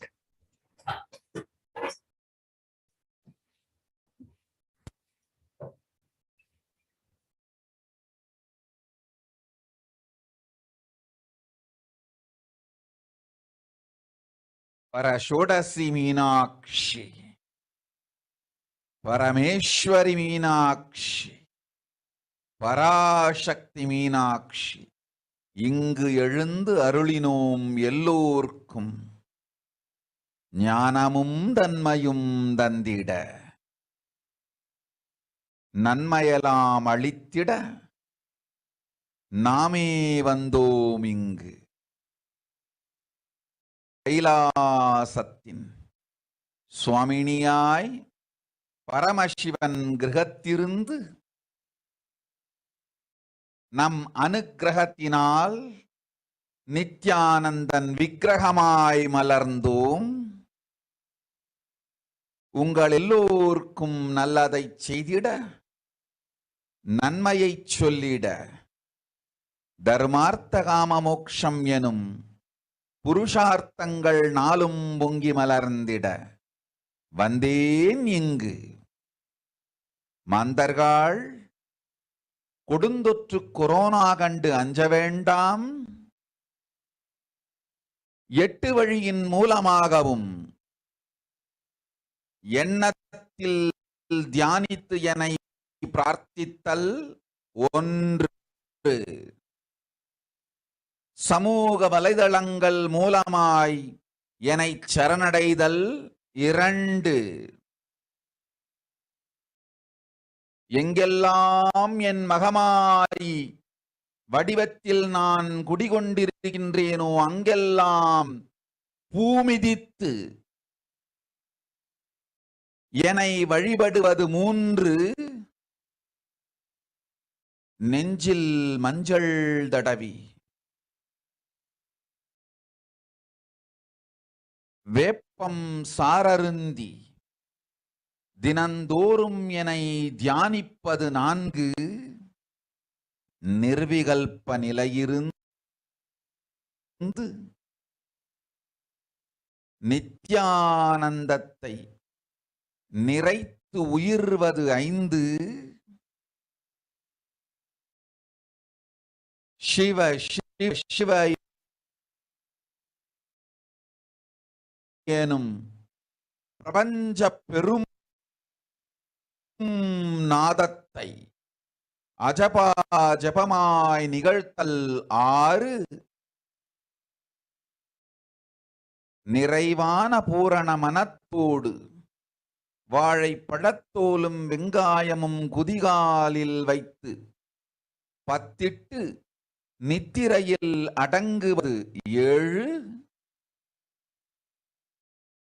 பூரணமாய் பரிபூரணமாய் அருணாச்சல ஸ்மரணையில் நினைப்பும் மறப்பும் அருந்த உணர்வு ஸ்மரணையில் அகம் அகம் என ஸ்புரிக்கும் அருணாச்சல ஸ்மரணையில் ஆனந்த ஸ்புரணத்தில் இருப்பது 8 எனும் 8 முறையிலும் என எண்ணியோர் அத்துணை பேருக்கும் இல்லை கொரோனா கொடுந்தொற்றின் தாக்கமும்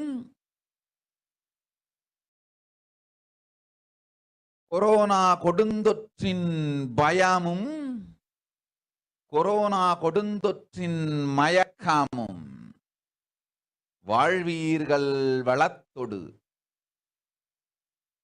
நல் ஞானம் யோகத்தொடு நாமே நிம்மோடு நானே நீயாய் நீயே நானாய் நல்வாழ்வு வாழ்வீர்கள். 8இல் 1 செய்தாலும் கொரோனா உங்களை எட்டவிடாது காப்பு.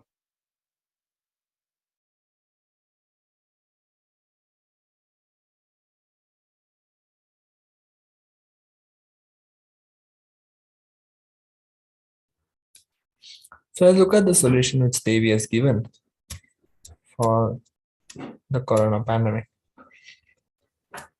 First is by praying and meditating on Devi Parashakthi. Second, surrendering to Devi through social media. Third, wherever Devi is residing, worshipping Devi by doing fire walking. Fourth, applying turmeric in chest, drinking neem juice and meditating on Devi every day.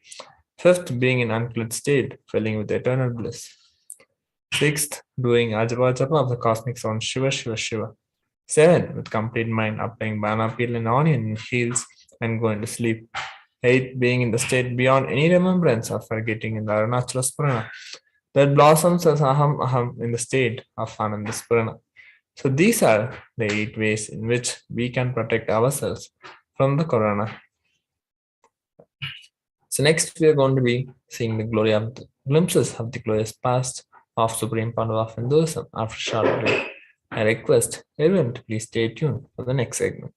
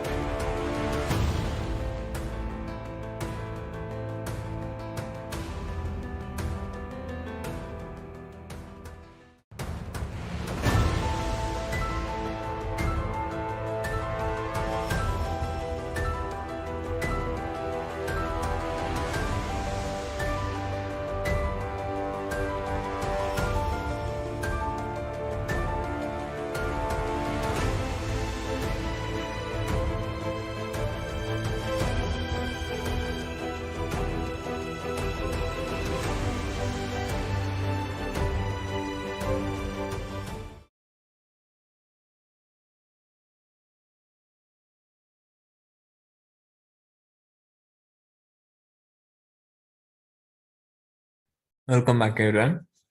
Let's now enter into the next segment, which is the glimpses of the glorious past on 25th July.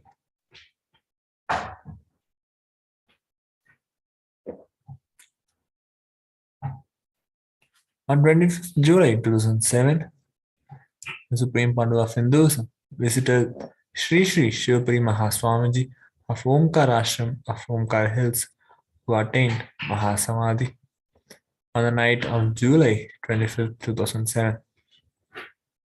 As soon as the Supreme Pandu of Hinduism came to know about it, he rushed to the ashram and personally took care and attended to people and helped with cremation preparation.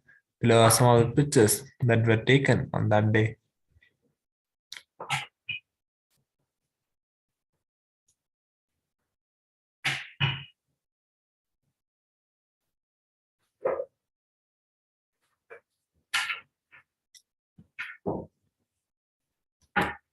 On 25th July 2010, the Supreme Pandu of Hinduism shared that whatever life presents in front of you, have a deep friendliness, and when it comes as a larger than life, have a deep compassion for situations.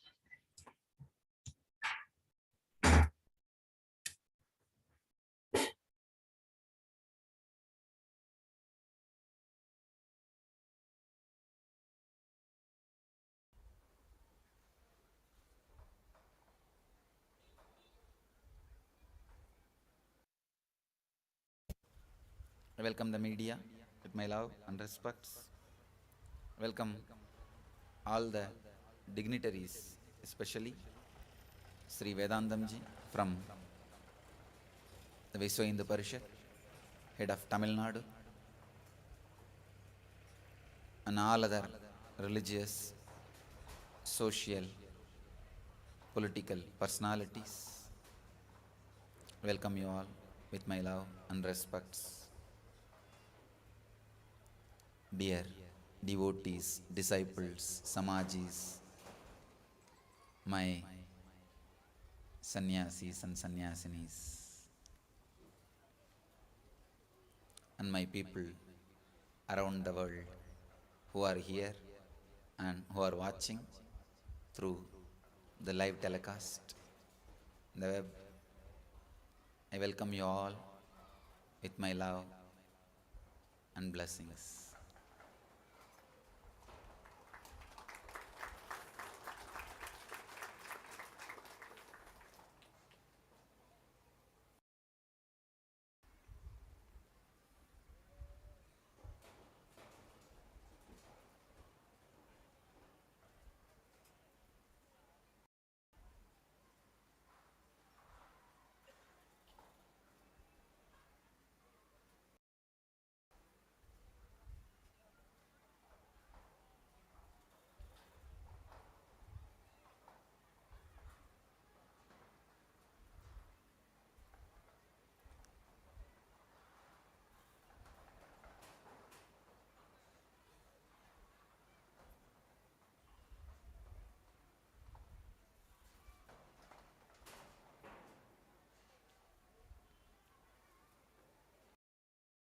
Let me come to the subject straight away.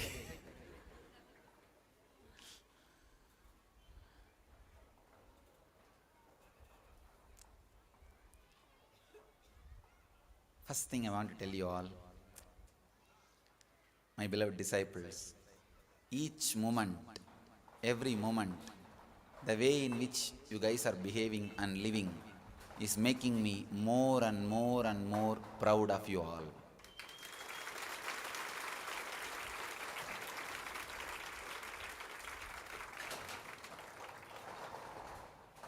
You just stood.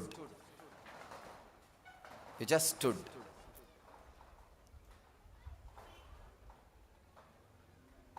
I only said two words when this whole scandal broke out.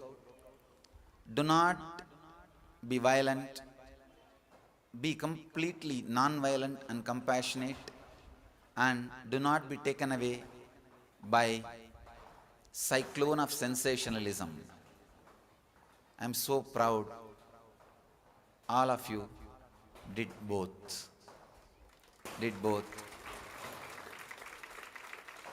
Guru Purnima is the day usually disciples give their gratitude to the Master. Today, I am giving you all my gratitude for standing up so beautifully in a non-violent way with a complete compassion throughout this candle and not being taken away in the cyclone of sensationalism.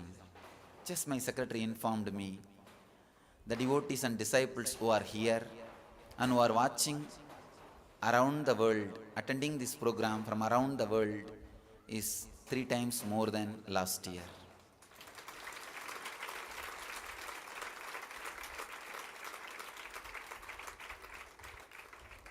Just before getting into the stage, my secretary has informed the people who are watching from around the world and who are physically present, all put together, 3 times more than last time. So, you all stood just with these 2 words. Handle the whole thing with a lot of love and compassion, non-violence, and don't be taken away by the cyclone of sensationalism. I really feel just by fulfilling these 2 words and by being here, you all have given me what a disciple can give to the Master. I am fulfilled. I am just fulfilled. And I wanted to tell you all, you have no more commitment towards the Master. Whatever a Master, a Guru will expect from disciples, you all have fulfilled it much more than that. So just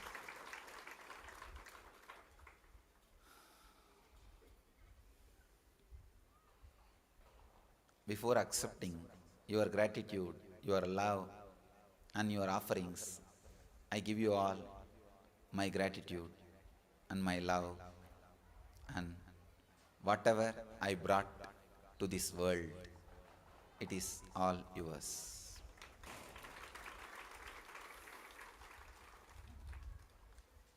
The message I want to convey today is compassion,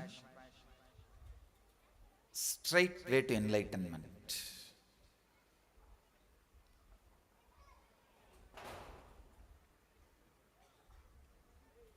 I can say, in a way, enlightenment, straight way to compassion. I feel compassion is ripe enlightenment.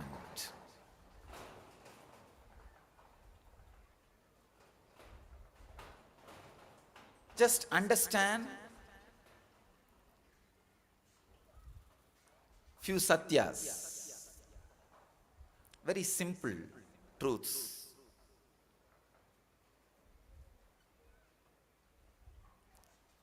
The life is in front of you.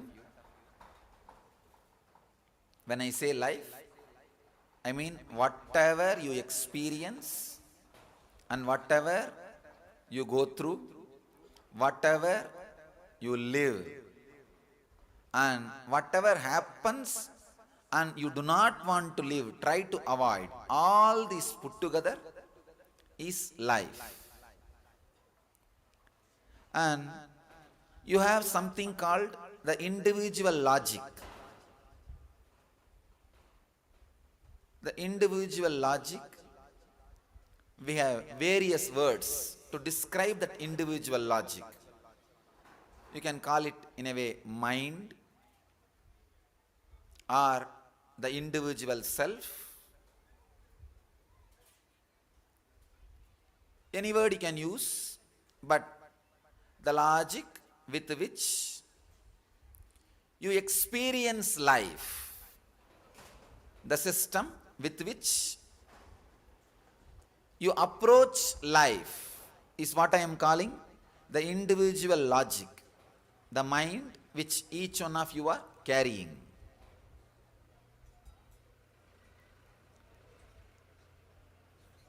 The life is what is happening in front of you, what is happening to you. The individual logic is with which you are perceiving the life.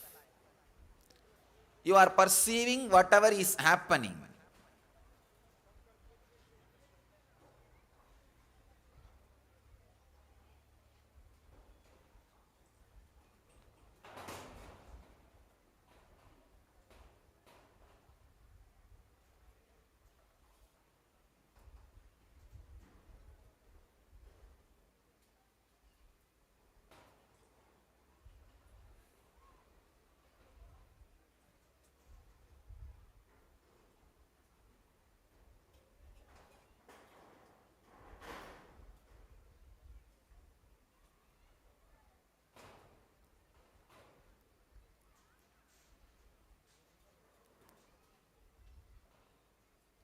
As long as the individual logic which you are having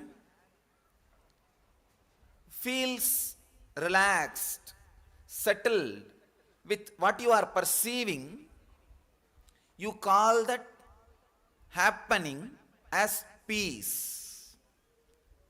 Please understand.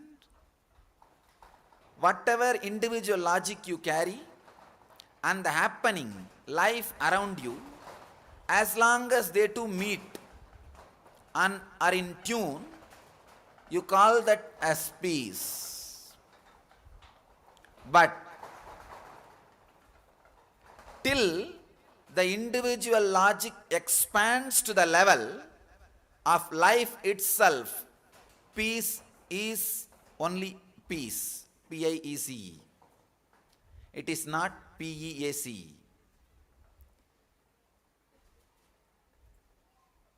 I can give you this one example.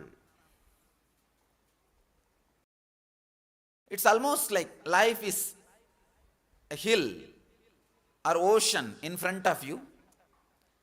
The individual logic you carry is matchstick. With this matchstick, you always try to measure the ocean in front of you. Sometime, unfortunately, when you think the job is too big, you stop seeing the whole ocean or the hill. You start seeing very small part and use this matchstick. You feel comfortable seeing only the small part with which you can measure with your matchstick.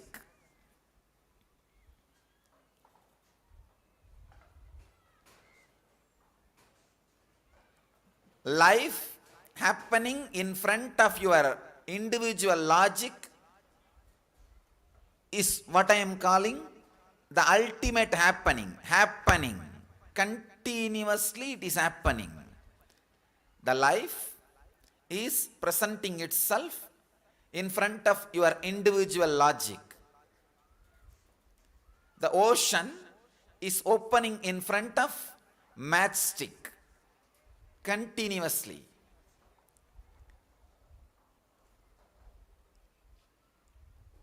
When the individual logic is frightened, resists, the life is considered as pain. Depression, suffering. You stop looking at the whole life and you select a small part which you can measure very comfortably with this matchstick, your individual logic.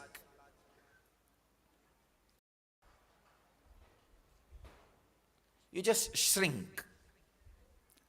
Resistance. Approaching the life with resistance just shrinks you. This is what the story of Akalya means in Ramayana. It's a beautiful story. Once Indra comes in the form of Ahalya, a Rishi Patni, wife of Rishi. in the form of Rishi Gautama, and he lives with her. They both live the life. Then suddenly the Rishi comes back, and Ahalya was shocked. Then with whom she was sharing her life, her being, her body, her mind. Then she realized it is Indra in the form of Gautama. Of course, her trust towards the life was shaken. The life was presenting larger than the life size in front of Ahalya. Maybe the first sex scandal.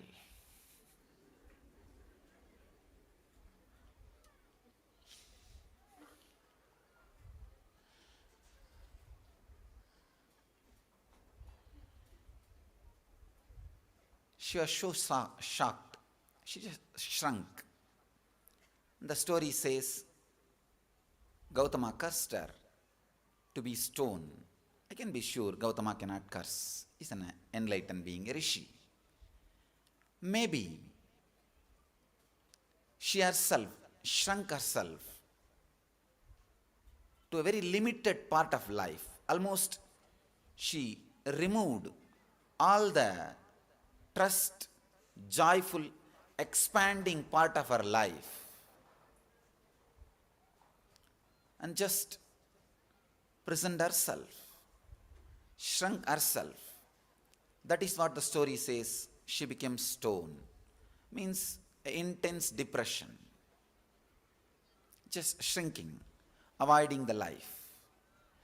Whenever the life presents itself in front of you, when the happening is happening, if your small logic, the matchstick, is shaken,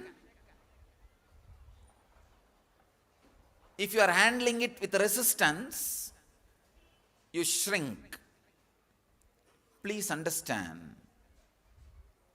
all the human beings who continuously shrink are moving towards hell. I can say, shrinking from life is straight way to hell. No, not even way. It is hell.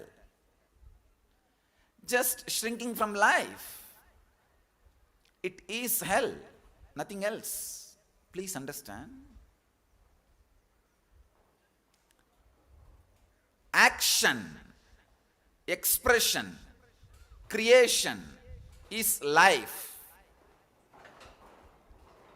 Action never puts you in hell, but your reaction when the life presents itself in front of you puts you in hell. That is why in the Vedic tradition, the god of creation, action, Brahma, is not that much worshipped, but the lord of reaction, Shiva, is the lord of destruction and rejuvenation. If your reaction is shrinking, Shiva is Yama, Kala for you.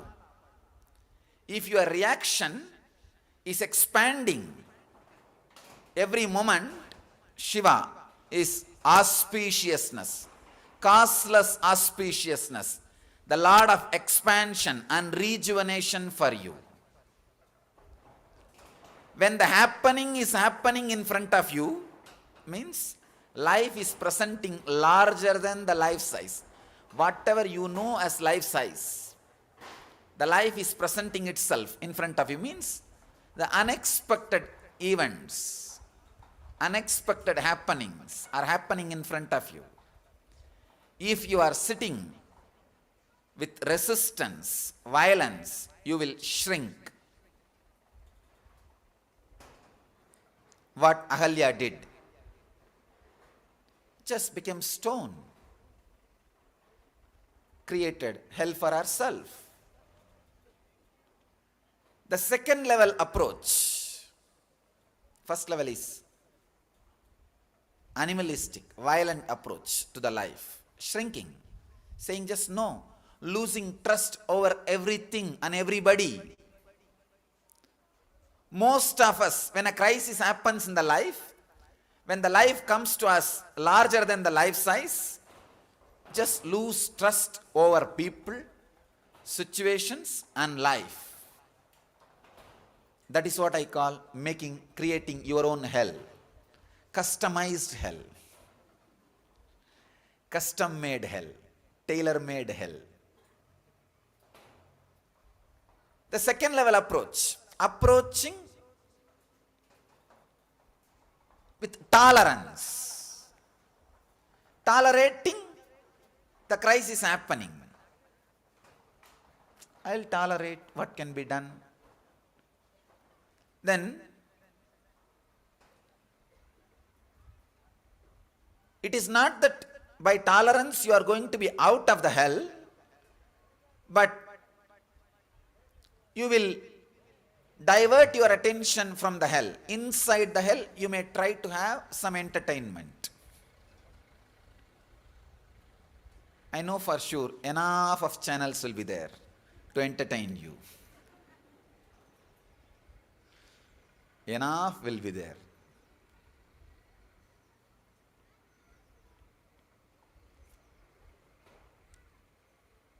Just diverting your attention, not finding the solution, but diverting your attention. Buddha says in his Dhammapada, very beautiful story.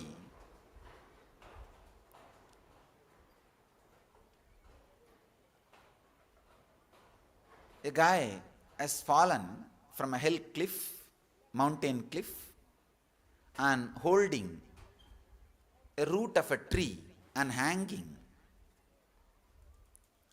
Below, big river, and many crocodiles are just waiting for him. They may want to have a breakfast. And above, one tiger is just waiting for him. If he comes down for crocodiles, he is a breakfast. If he goes up for tiger, he will be breakfast. And he is hanging. Slowly the root is coming out.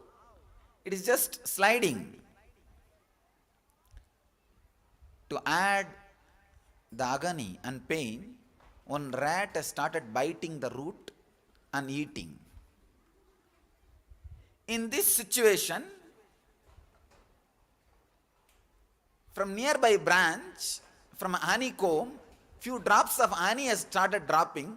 This guy is opening his mouth and tasting that honey.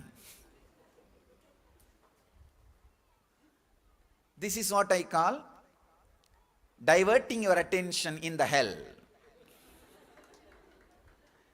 The hell is there, but you just try to have some entertainment. No, let me have that. Diverting your attention. So whenever you have tolerance for happening, when I say happening, I mean life suddenly happening in front of you. Anything which you never expected happening in front of you. It can be anything. Accident,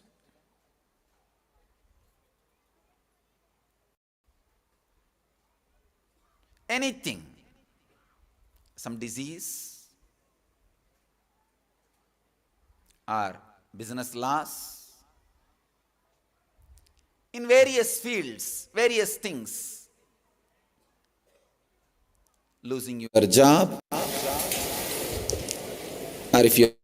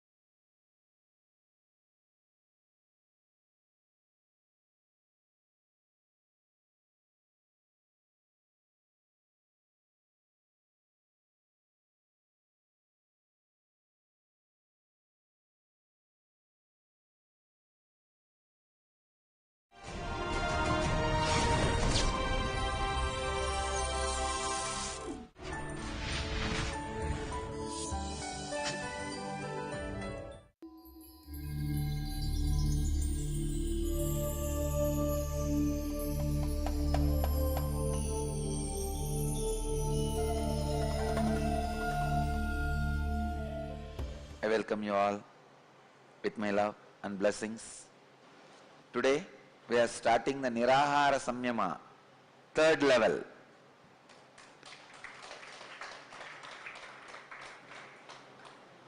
Let's move to the morning satsang. In Bhagavad Gita, 5th chapter, Sannyasa Yoga, 19th verse.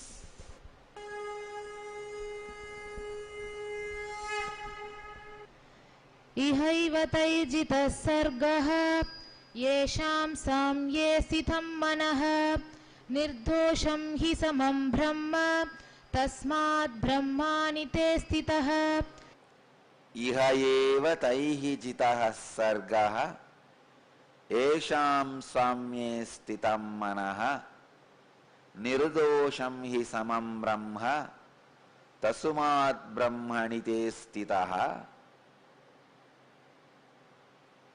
The translation, here, ihaiva, in this world itself, the nature is surpassed by them whose intelligence remains impartial.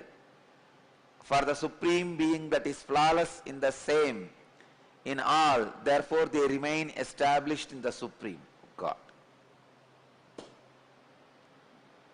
Krishna is too much. What he says, if you are established in the enlightenment space, in the intelligence, even now, all the rules and laws of the nature is changed. If you are established in the supreme consciousness, all the laws of the nature is surpassed. And I tell you, wherever you surpass the laws of the nature, that is what others claim as miracle. But for you, it is happening. The happening, which is the happening for unconscious fellow, is crime for society. Which is the happening for the conscious fellow is being part of the nature, flow of the society. Which is the happening for the superconscious person is miracle for society. Understand? Which is the happening for an unconscious fellow is a crime for society. An unconscious fellow does not plan and do the murder. Just yesterday, see, whenever I come to Tiruvannamalai, I have one habit. These local villages, 4 or 5 fellows are there who will give me report. What is going on? That village talk. Who ran away with whom? Who is sitting with whom? Who is hanging around with whom? Who is killed by whom? Whose house is sold by whom? Whose house is bought by whom? I don't have time to see the news, CNN, IBN, or the international things. But I will have 2, 3 of these villages. One of my informer is this Krishnamurti. Swamiji, do you know a few days before there was a murder in Tiruvannamalai? I asked what happened, why, who. He gives me thoroughly who is the person who planned the conspiracy, who is the person who went and killed. I said, you are giving so much of information. Are you connected to police department? He says, no, Swamiji. Even police department doesn't know this much. I asked him, why did they kill that guy? He said, Swamiji, these fellows have done some other murder earlier. This person who got killed now is the eyewitness. If he goes to the court and gives eyewitness, they will all be convicted. I said, what an unconsciousness. See, to escape from one murder conviction, they killed another person. Now it is going to be double murder, 2 murder. So the person who has done both the murders is not conscious person. He is unconscious. He does not even understand the ripple effect of the whole thing. So, just the happening for unconscious person is crime for society. If you ask that guy who planned and did the murder, why did you do it? He will only scratch his head. Oh, I thought if this fellow is alive, he will come to the court and give eyewitness. that may lead to conviction. Okay, that is true. But now what have you done? You have done one more murder. So naturally it is going to be now conviction for double murder, two murder. An unconscious person does not think through. So whatever is the flow of life for him is crime for society. For a conscious person, whatever is flow of his life, like he wakes up, morning he goes to the job, works in his office, goes for lunch, comes back again, works in his office, comes back to sleep. Whatever is his course of life, the happening, it is part of society, the flow of society. If you ask him, why are you doing this? He says, that is the way life is. It is like a common understanding. If you are a girl, the moment you are 25, get married. If you are a boy, the moment you are 27, get married. Of course, what I am saying, age is a city limit, city age limit. In the villages, it is much less. These are all common accepted understanding. The commonly accepted understanding. It's a flow of society.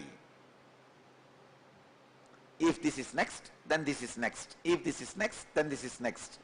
The conscious person's the happening is flow of society. But the superconscious person's the happening is the miracle for society. When thousands of miracles are happening around me, I tell you, I promise you, I don't do anything. It is the happening for me. People come and tell me, Swamiji, I came to Kalpataru, I did not have kids for 20 years, I asked your blessings. In 1 year I am having the child. I am so happy. When I see the surprise in their face, I understand. So you fellow, you came without any trust or faith. That is why you are surprised. Because when people come and tell me, I don't get surprised. When you come to Kalpataru, when I am in that samadhi, whatever I say naturally comes true. It is the happening for me. What is there in that to be surprised? But when these guys are surprised, they think I'll be very happy. See, I don't take myself for granted. I enjoy the devotion component of you reporting. When you come back and report to me, I did not have a child for 20 years and you blessed me in the Kalpataru, now I have a child. Your gratitude component I enjoy. There is a gratitude part in that. That I enjoy. But the surprise part I don't enjoy. Understand? I never enjoy the surprise part. It means what? See, if there is a gratitude component, you have a devotion.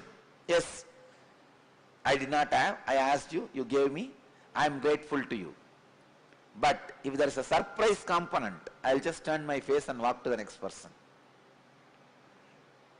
Because I don't feel surprised. But when you come back and report, when I see gratitude, I am very happy. I don't take myself for granted.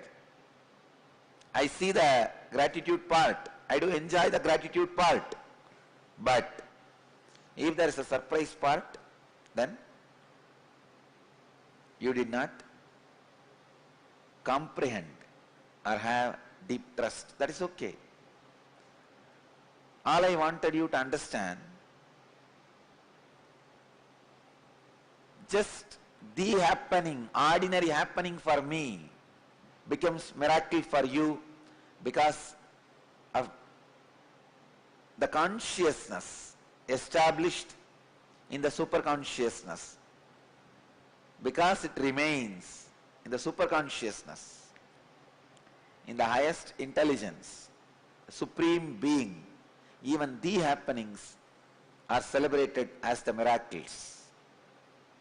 Bhagavan is very clear, Krishna is very clear, he uses the word ihaiva taihi jitavasargaha Esham samye stitam manaha nirdosham hi samam brahma tasumat brahmani te stitaha. Here in this world itself, the nature is surpassed by them whose intelligence remains established in Supreme Being. See about Trinyana Sambandhar, 292nd Guru Maha Sannidhanam asked me a question in Akashic reading. He put a question to me in the Akashic reading for Kalabhairava. What all miracles Jnana Sambandha Swami did? The Akashic reading I read out, 78 times he broke the nature, law of nature, science and law of nature. I tell you that 78 incidents are miracle for us, but for Jnana Sambandha Swami, Trinyana Sambandhar, it is the happening. It is just the flow. Because he is established in the super consciousness, the nature is surpassed by them whose intelligence is established in Supreme Being. Ihaiva taihi jitaha sargaha yesham samye stitam manaha. 78 times nature would have tried to cross him and he crossed it. That's all. When he puts the palm leaf and it goes against the water current in Vaigai, when he puts the palm leaf into the fire and it does not get burnt, means he is not performing miracle. He is established in the Supreme Being. The happening itself is miraculous for ordinary people who sees the whole thing in ordinary mind, from the ordinary consciousness. Understand? Now, this is the sutra for all of you. This is the important understanding for all of you. Be established in ajapa japa, feeling connection and unclutching. You will simply pass the law of the nature, which is you can't live without food. You will just surpass it. Be established in the supreme consciousness. You will just surpass the law of nature. You can't live without food. It's a law. It's a nature. You will just surpass it by being established in Supreme Being.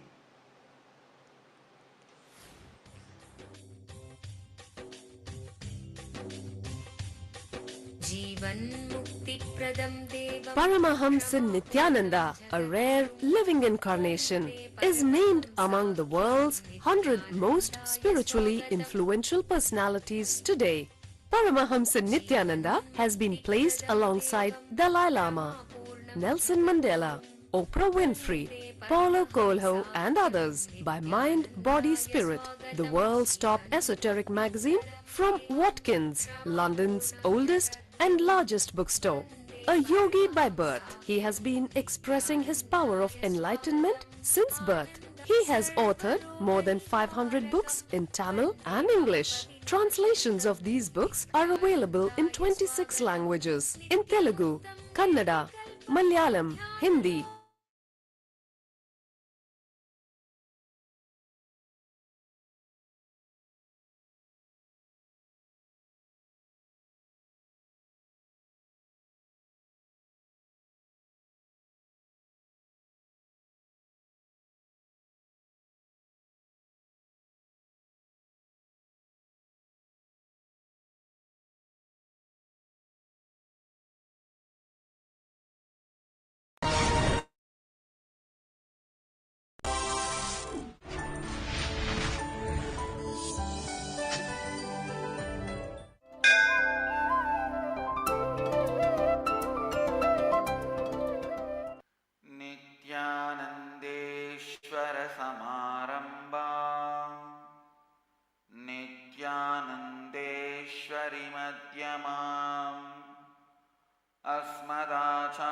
अस्मदाचार्यपर्यन्तां वन्दे गुरुपरम्पराम्.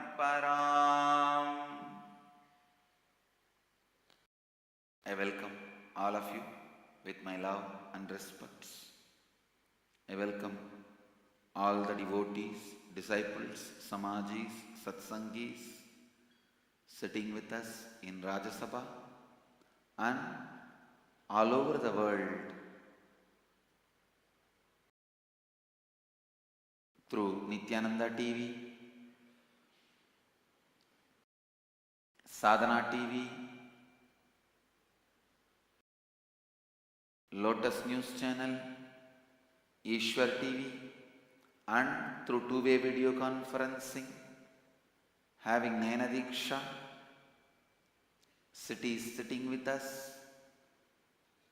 through two-way video conferencing in 23 countries, Los Angeles, Ohio Mahashivananda, Port Washington, East London, Hyderabad Gupta Kashi, Indrani Malhotra, Hong Kong, Vancouver, Devon, Annanagar, Dubai, Singapore, Kathmandu, San Diego Pacific Beach, Paris, Sacred Hearts University, Nithyananda Nagar, South Dakota, Saint Crystal, France, Houston, Kalahasti, Kuala Lumpur, San Jose, Oklahoma, Hyderabad,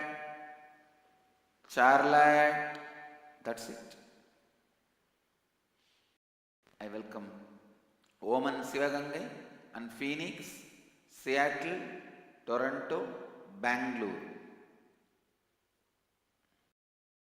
I welcome all of you with my love and blessings.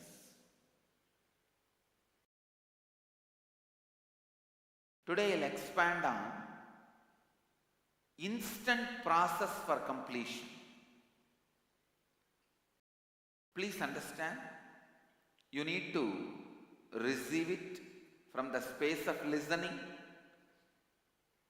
Instant process for completion. If you listen intensely, end of the satsang, you will be complete. First, please listen. Please come to the space of listening. I want you to define cognition. I'll give you a few definitions. Then I'll expand on the process of instant completion. First, understand what is cognition. Cognition is receiving information, the process where we receive information through our five senses, process that information internally, relate with it based on your root patterns, and respond to life from the understandings of your patterns we derive from. Means understanding from your responding from your patterns is known as cognition. Listen, I am repeating the process where we receive information through five senses, internalize with our patterns, respond based on our patterns, is cognition. Normally this is cognition.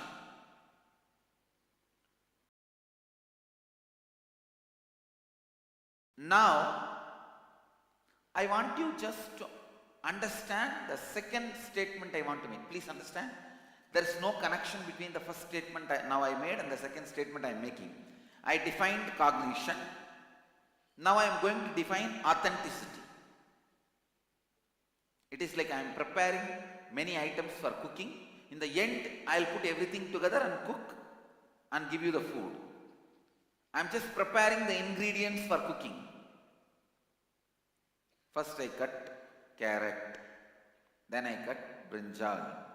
You can't say, what is this? You cut carrot and without even putting that into the oven, you are cutting the brinjal. No. First I will prepare, then I will give you the final understanding. Listen now. Cognition. Understand the truth about cognition. Receiving information through 5 senses and internalizing with your root pattern, responding based on your pattern is cognition. Understand authenticity. I am giving you a little deeper definition. Authenticity is nothing but being sincere to the 4 aspects of you. What you feel as you, inner image. What you project you to others, outer image. What you think about others and life, others' image. Image about others, and what others hold you as. Others' expectation. Mamakara, inner image. Ahankara, outer image. Swa Anyakara, image about others. Anyakara, others' expectation about you. What others hold for you. In all these 4,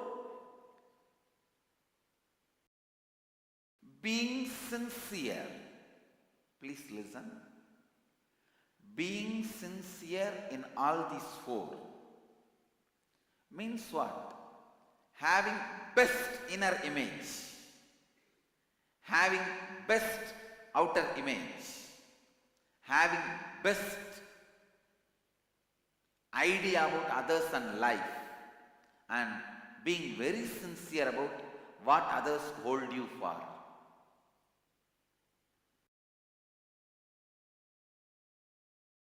I tell you, please listen.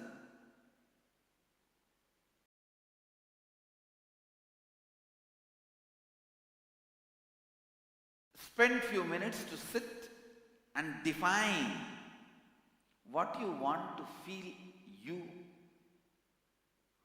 What kind of a feeling about you will be the best for you? What do you think is best you? Define. What do you think as best outer image for you? What's the best way you wanted to project you? Same. What's the best image you wanted to have about others and life? What is the best sincere way you want to take responsibility about what others hold you for? Define all these 4. Anything which disturbs in any one of these is a incompletion. Understand?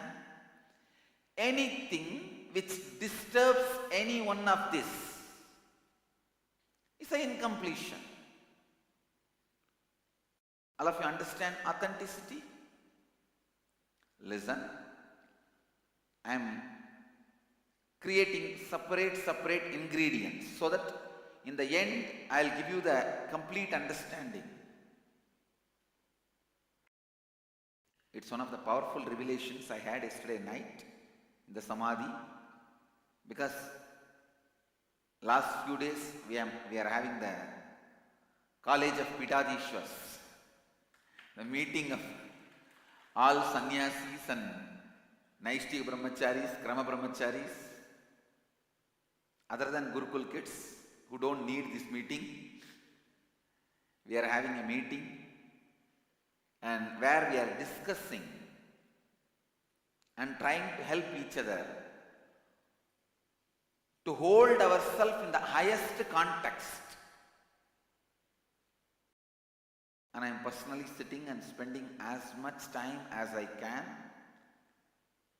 and helping, enriching.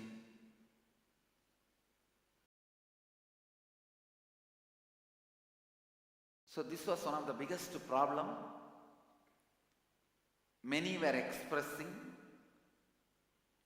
in the discussion, some for themselves, some for when we teach, when we help others. How can we handle this? Holding ourselves and others in the highest context, the best possible space. So yesterday whole night I was sitting with that mood that there should be some clear understanding, experiential solution for this. I think Kalbhairava brought this kind of disciples towards me so that I will continue to find solutions.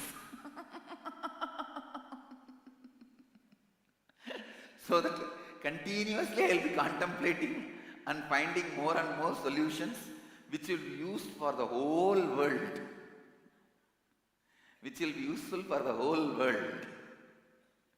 See, if not for these disciples and their problems, I will not be contemplating on this. I will just pass away into samadhi and come back next morning. But now, because of this particular definite unsolvable problems, I also contemplate on it, and then the truths are revealed which is useful to the whole world. Listen. Please understand. I have defined cognition.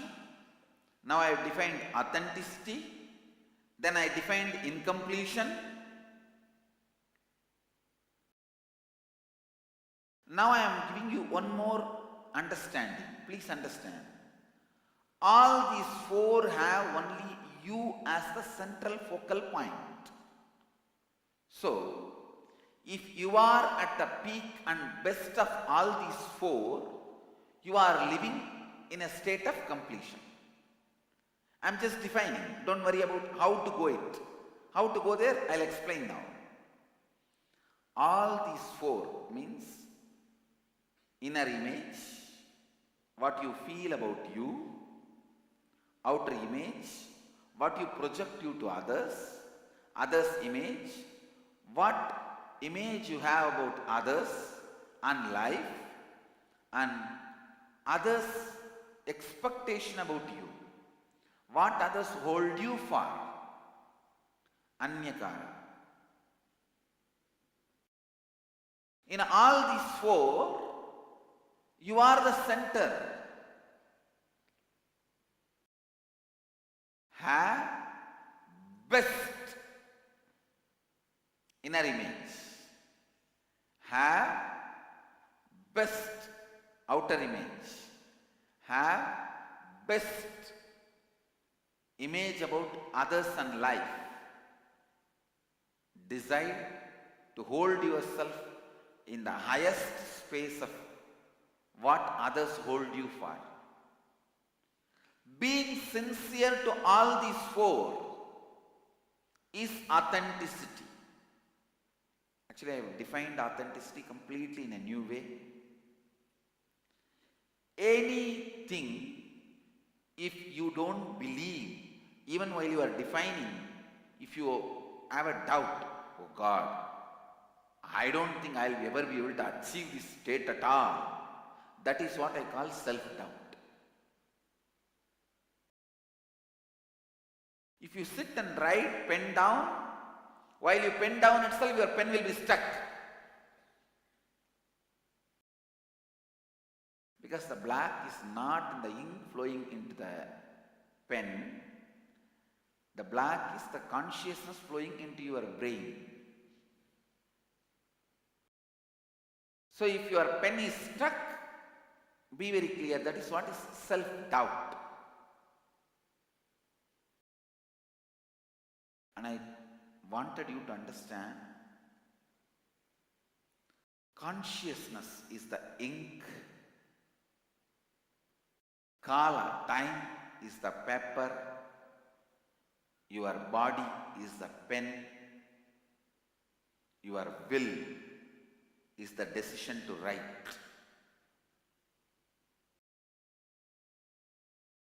Anything you write in your inner space will become reality. When you write about you, even in the outer space, in the paper and pen, if you are stuck, or if you have a doubt, you will never be able to realize this. That is what I call self-doubt. Or if you think anything is an obstacle for you being sincere in all these four, that is the incompletion you have. This is the method to diagnose incompletion. This is the method to diagnose incompletion. Next, please understand. Next, very important. ध्यान से सुनिए. Listen.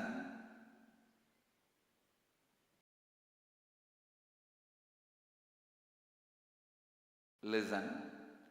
I have defined cognition, authenticity, incompletions, completions. Completion also I have defined theoretically. Now, how to experience it? How that can be your life? One more great news you have.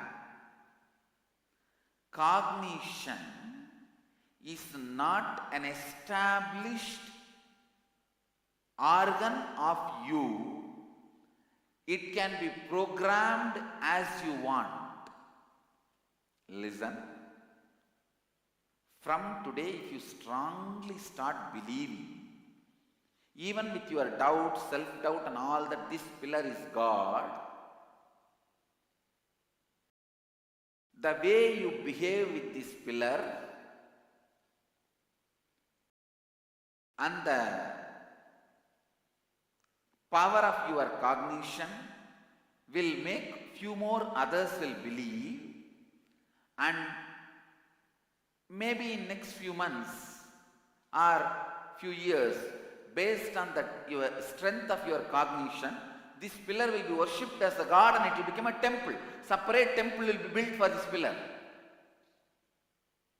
And I know there are in many temples, separate temples are built only for pillar. In Tiruvannamalai there is a temple, there is a shrine called Kambatkalayana. Means there is a small Subramanya carved on a pillar. The great saint Arunagirinatha declared that pillar is a god and that Subramanya is a living deity. Power of his cognition and the people around him, their cognitions. Now there is a huge separate temple standing just for that pillar.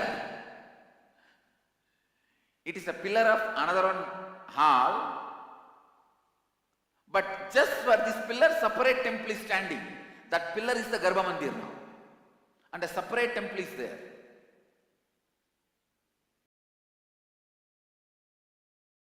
Same way, if you cognize in this pillar, ghost is there, don't go near. And the power of your cognition, the way you behave and respond to this pillar, and the way you affect the others' cognition about this pillar, in few months people may abandon even this whole hall, may never enter in. How many of you cognize what I am saying? So please understand, your cognition is not a natural organ of your system. It is programmable, transformable, possible software. It is not hardware. Because it is there for quite a long time, you mistake the difference between software and hardware. Your eye is hardware, your ear is hardware, but hearing is software. Seeing is software.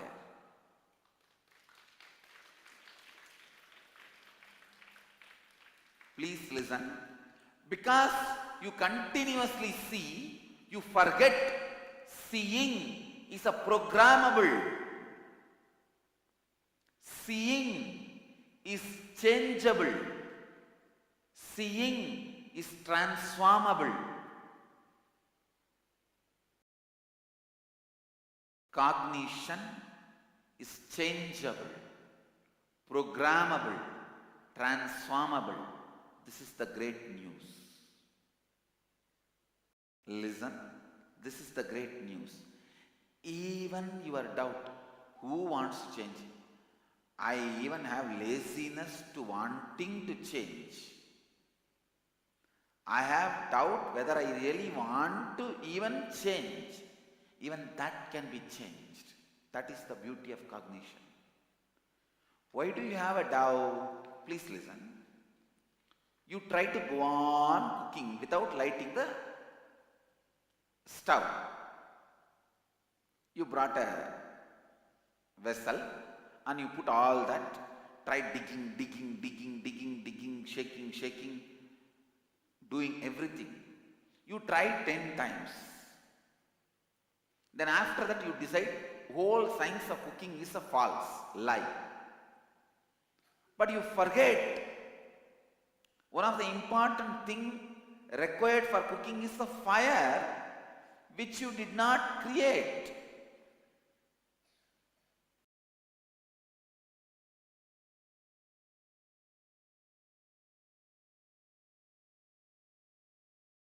Do I want to change?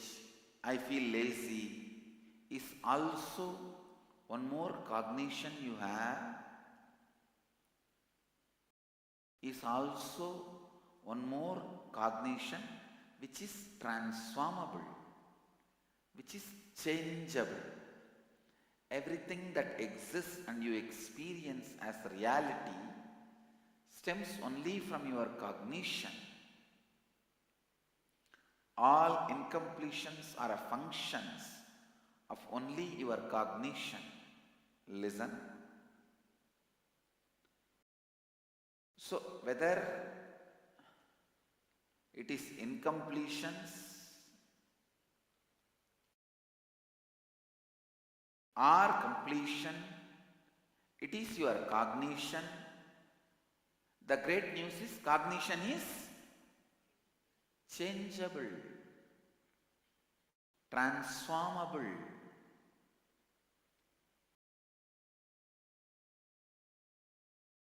All completion is also only your cognition. All completion is your cognition. All incompletion is your cognition.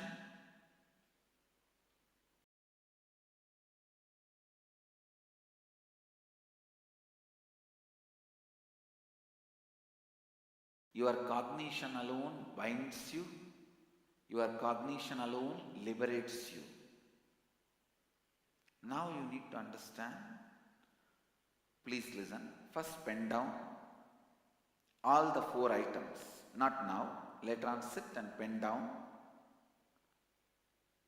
Now drop your paper and pen.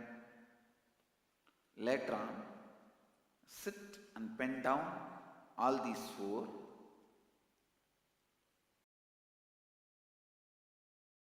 Most sincere inner image what you want for you.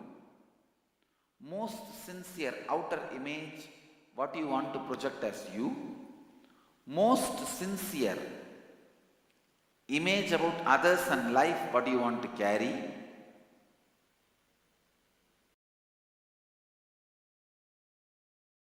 the most sincere, others' image, how you want to hold yourself up to that, make a clear description, then start penning down what all is the obstruction, what all obstacles for you realizing that.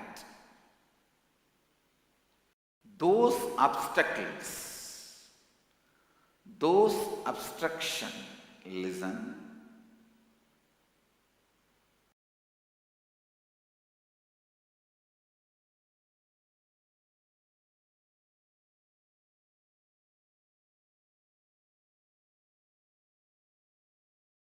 Those obstructions are incompletions. Before entering into conclusion, I wanted all of you to understand, only then the conclusion will work. Before starting the cooking, you have to keep all the ingredients ready. After lighting the fire, you cannot run and make paddy into rice. You can't say, oh God, I forgot to cut vegetable. I have a full pumpkin. What can I? Shall I throw the whole thing?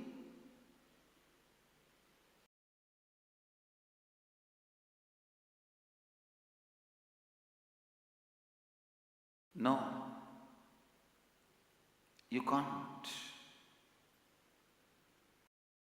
What are all the obstacles that come in the way of you being the peak and best in all these four at any given point in time are incompletions. Pen down all the incompletions.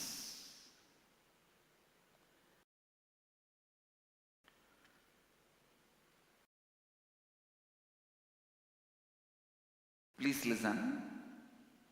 After you pen down all the incompletions,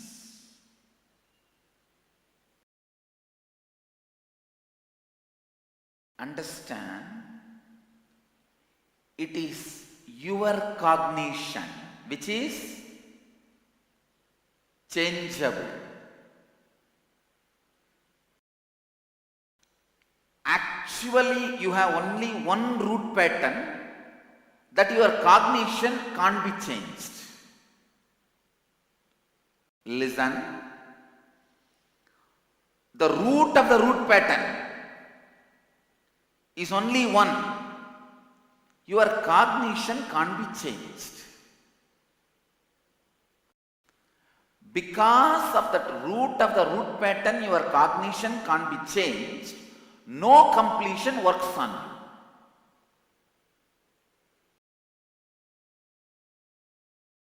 You stand in the train. See, you are going from here to Varanasi. The train stops at Mohalsarai station, from where you have to go to Varanasi. You see the board Mohalsarai, and you never got down from the train into the platform. Train moved before you got down, but you don't realize that, and you start walking inside the train itself.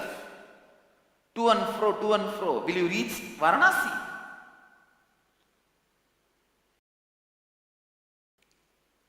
Once Mullah Nasruddin was going in a boat. He started walking to and fro inside the boat. The boatman said, "Sir, why don't you sit down?" This guy says, "No, I have no time to sit down. I am in a hurry to reach the place. I have to walk quickly." Walking quickly inside the boat is not going to take you anywhere.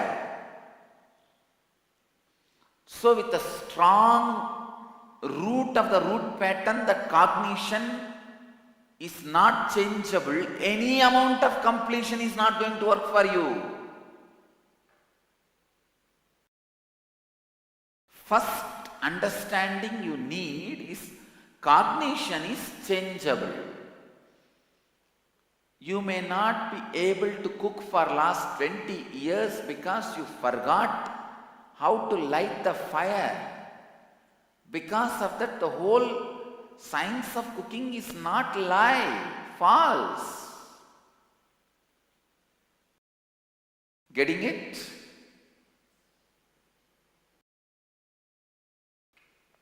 Same way, with this deep cognition,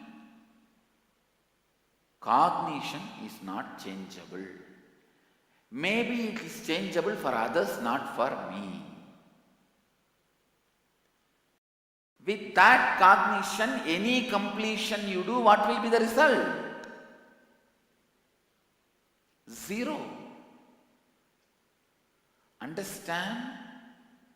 Cognition is changeable. Cognition is changeable,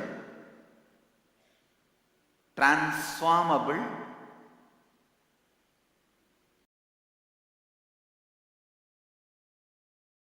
is the first cognition you need to have.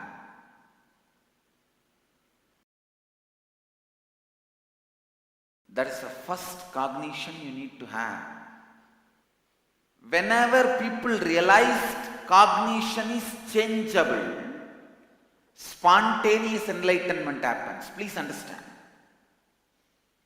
People who do completion,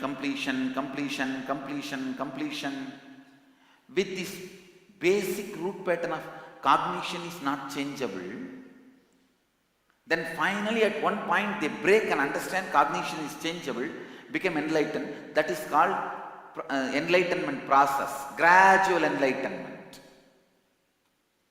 People who understand immediately cognition is changeable and awaken are people who have become spontaneously enlightened, instant enlightenment. Understand, cognition is changeable with this truth as fire.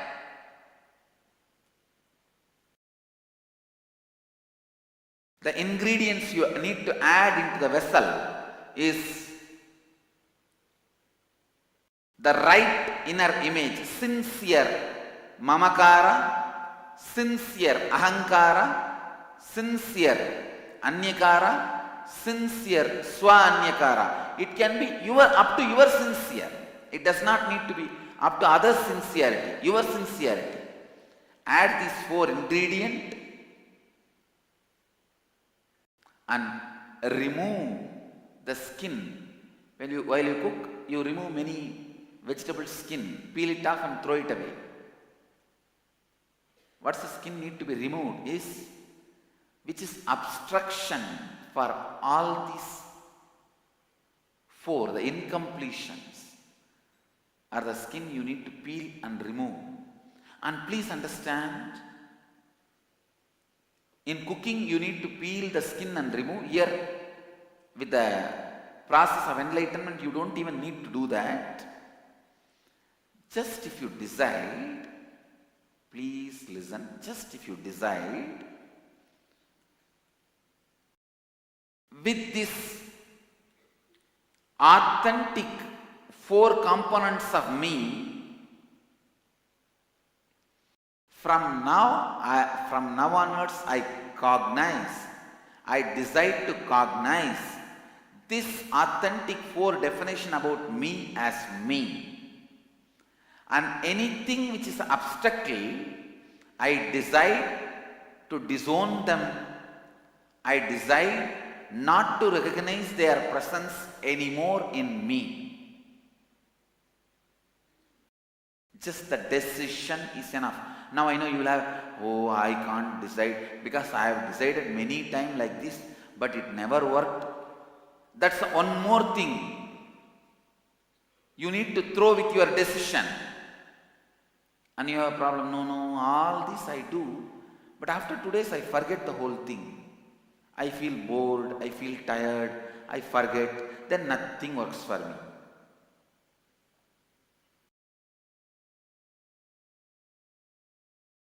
Please listen. All these days, you never allowed the truth of cognition is changeable. You go on believing because you are seeing from the time of your birth. Seeing is hardware of you, like eyes. You don't separate eyes and seeing. You don't separate ears and hearing. You don't separate tongue and tasting. If it is there, it is there. Which is not truth. Cognition is changeable. Cognition is transformable. With this clarity, the cognition is changeable. Cognition is transformable. Decide, I tell you, just know your incompletions. With this clarity of cognition is changeable, the incompletions will lose power over you. Incompletions will have power over you as long as you feel cognition is not changeable. Come on. Be integrated, authentic while you answer. How many of you strongly believed till today, unconsciously, that cognition is not changeable? Raise the hand. With this unconscious baseline, any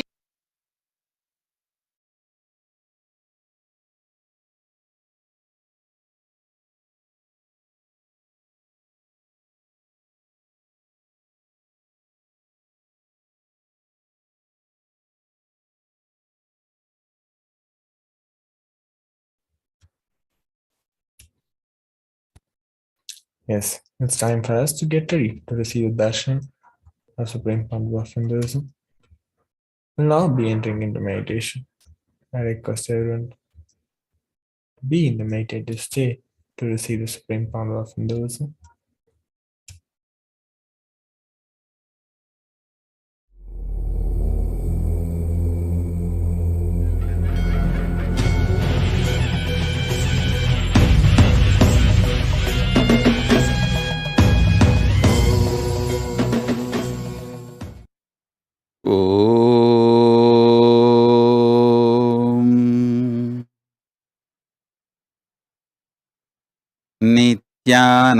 नित्यानन्देश्वर परमशिवसमारम्भाम् नित्यानन्देश्वरि परमशिवशक्तिमध्यमाम् अस्मदाचार्यपर्यन्ताम् वन्दे गुरुपरम्पराम्.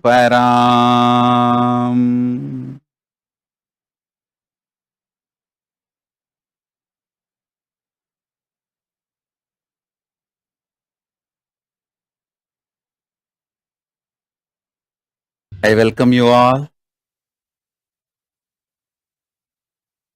with my love and blessings. I welcome all the living and practicing Hindus, de facto Kailasians from all over the world. I welcome all the Sarvanyapita Kartas, Sarvanyapita Yajamans, Sarvavarityagis, Srimahans, Mahans, Kotaris, Tanedar, visitors, viewers, special invited guests, VIPs, and all those who received Om Awards today. Different Kailasas awards and rewards, recipients, and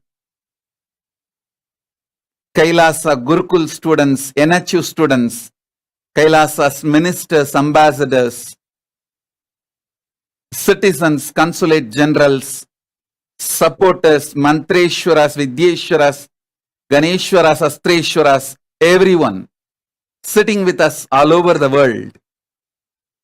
I welcome all of you with my love and blessings on this auspicious Guru Purnima occasion.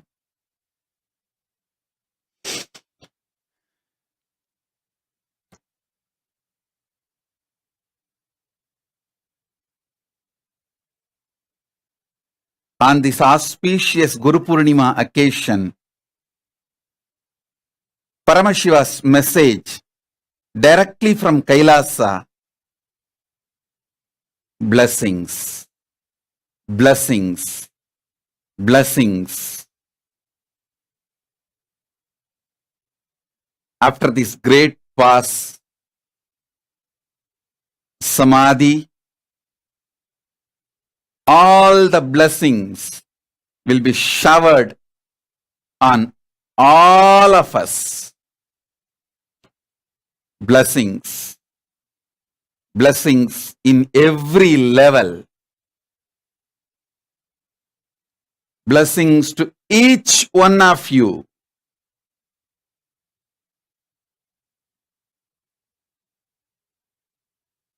To achieve complete fulfillment. What you want in the outer world, what you want in the inner world, what you want in above the vertical time zones, what do you want in the space of enlightenment, Maha Kailasa? Blessings to each one of you on this auspicious Guru Purnima day.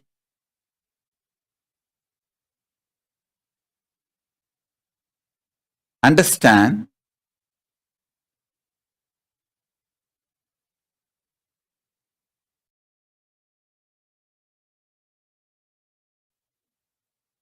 it's for all of you.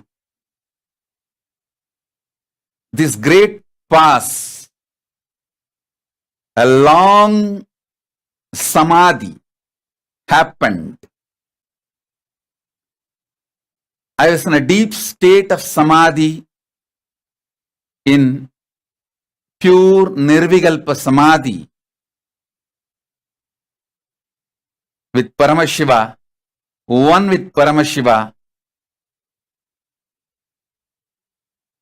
because he wanted to manifest more and more intense, powerful spiritual energies and powers. So now all the auspiciousness, all the blessings, all the good things Paramashiva wanted to manifest through this body and being to the whole universe. Let it be showered on all of us now. Om, Om, Om, Om, Om, Paramashiva, Paramashiva, Paramashiva, Om.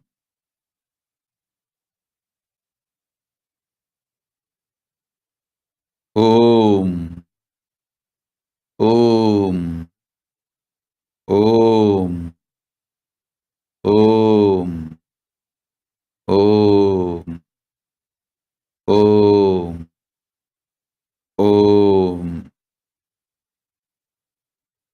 Each one of you sitting with me now, connected to me now, I am talking to each one of you and blessing each one of you.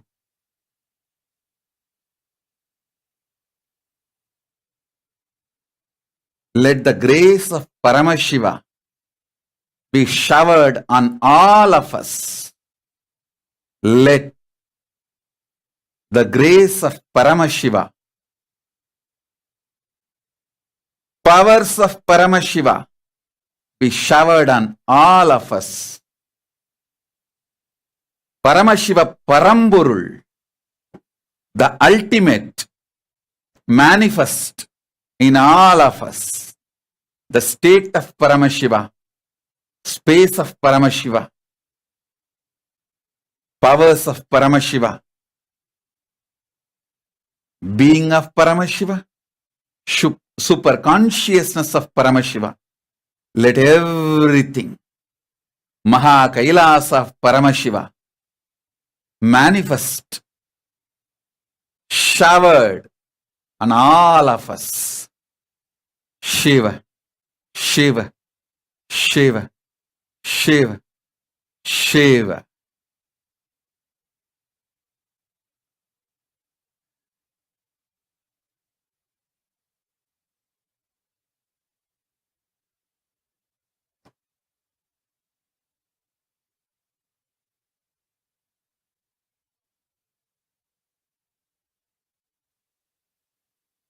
Next to the blessings,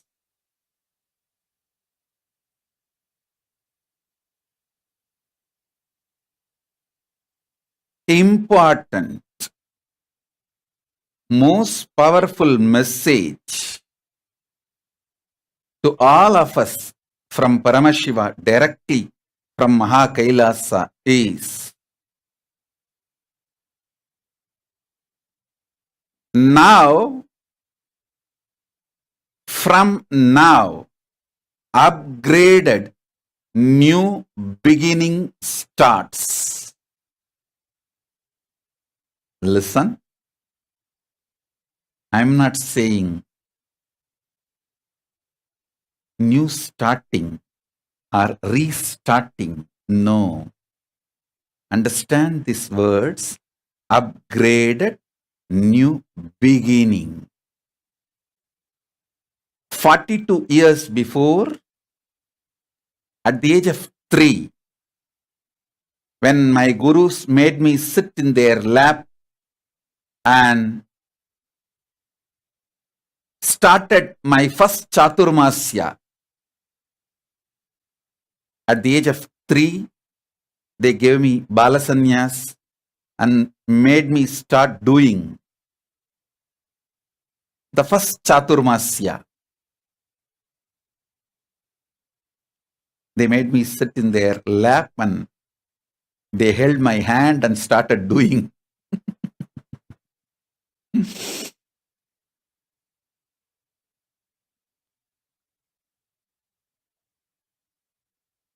That time, the beginning started. The beginning.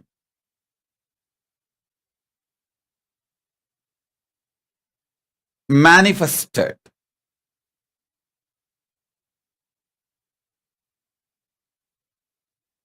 After 42 years, now upgraded new beginning in everything. Everything. It will be an absolute upgraded new beginning.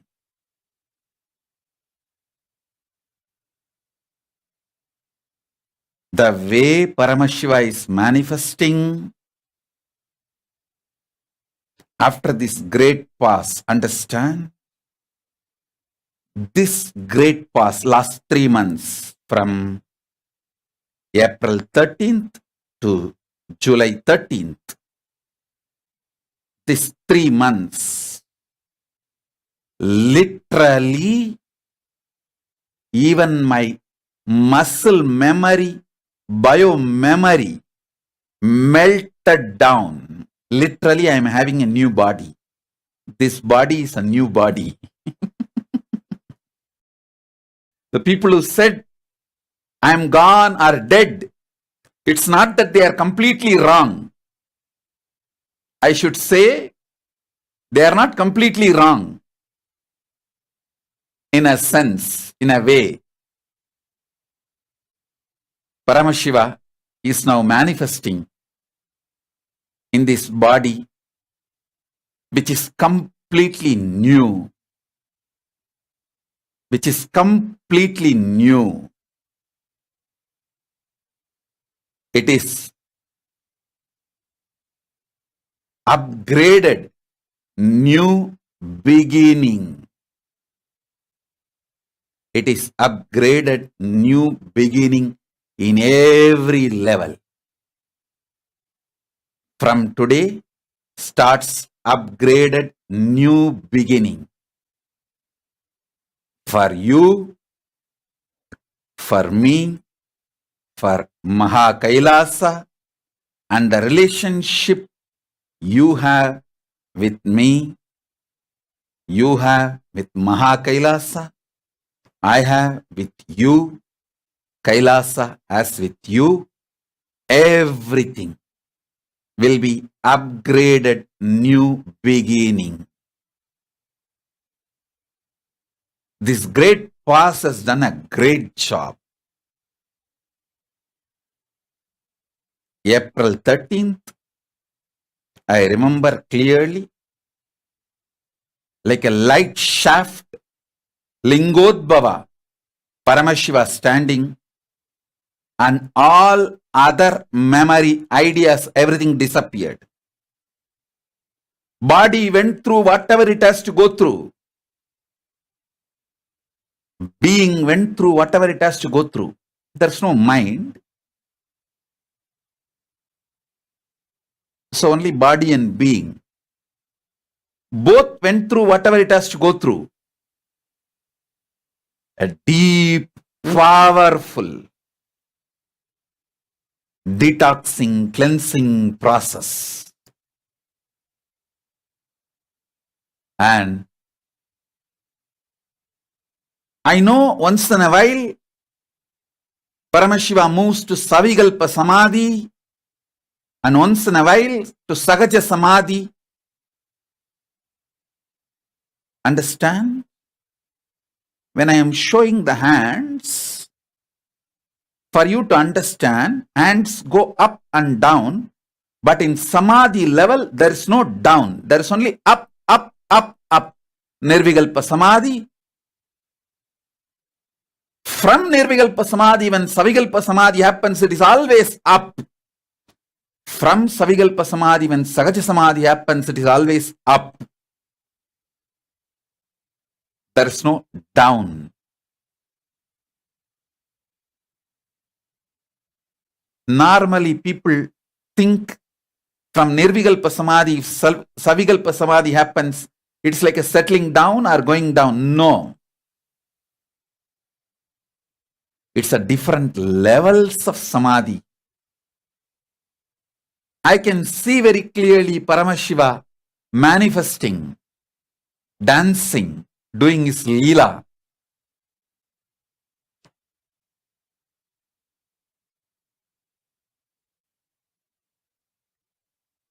And ultimately now he is manifesting the pure, greatest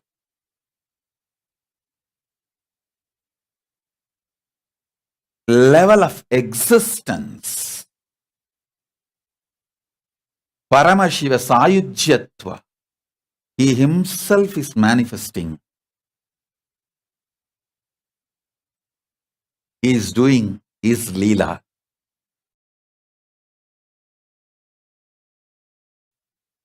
So you will see from today everything upgraded, new beginning. Upgraded, new beginning. Paramashiva has so many amazing things to share with you all, to offer. Whether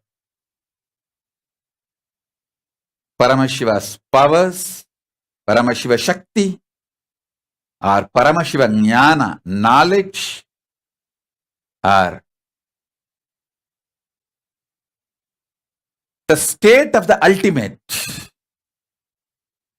the space of the ultimate, Paramashiva Pada, Paramashiva Anubhava,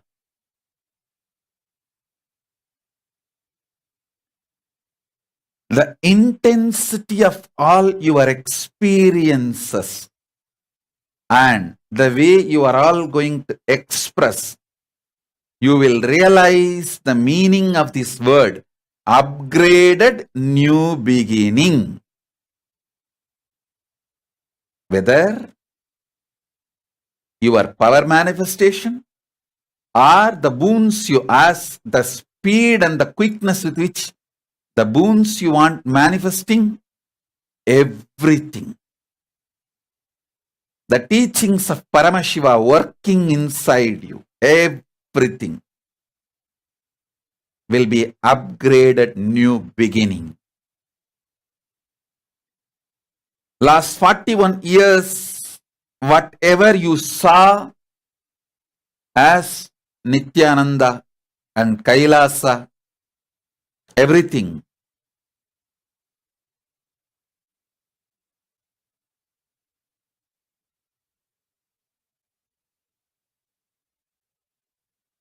is past. Now what you are going to see will be absolutely upgraded new beginning. For introduction purpose, I am using the word upgraded new beginning today. Within next few days, after your experiences, from today, through your experiences, within next few days, you are all going to utter this word, oh God, yes, everything is upgraded new beginning. This is going to be the mantra. You will see reverberating in all Kailasas all over the world, in all Kailasavasis being all over the world. Everything is going to be upgraded new beginning.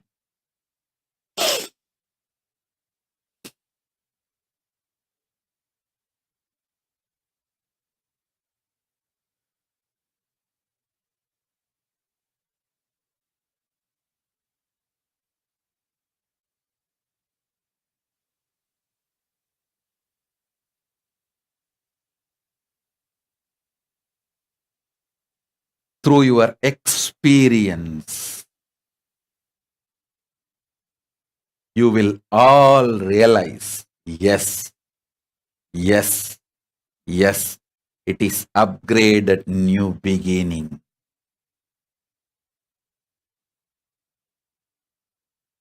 Understand?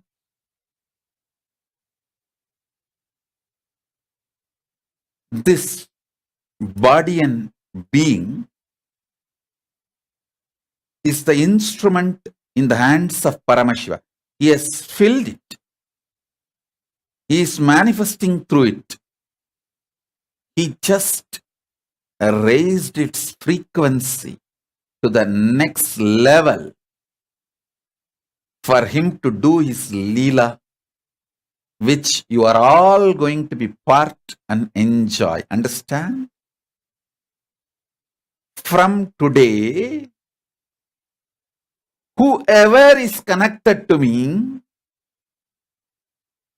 you are all going to be part of my biography. Understand? Because Paramashiva, when he raises the frequency, he attracts only those who are ready for the higher frequency. I have seen every time when he raises the frequency, he attracts only those who are ready for this higher frequency. those who are ready to enjoy, experience this higher frequency, those who want to enjoy the life being part of his story, which is history. Understand?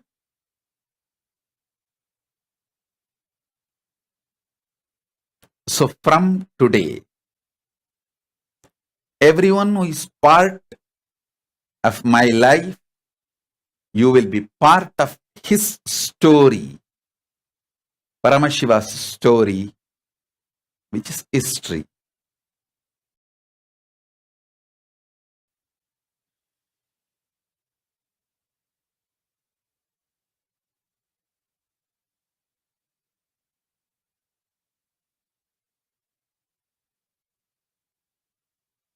In every level,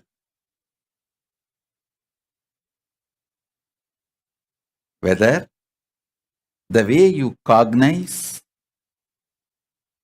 the great spiritual cognitions and truths by Paramashiva, or the way you manifest them as powers, or what you want in your life, health, wealth, blissful relationships, spiritual cognition, enlightenment, Paramashiva's state, space, powers, being, superconsciousness, whatever, completion, anything you want to manifest in your life, in the outer world or in the inner world or in the other world, the quickness, the speed and the power, you will realize the meaning of this word, upgraded new beginning. So from today, everything related to Kailasa will be upgraded new beginning.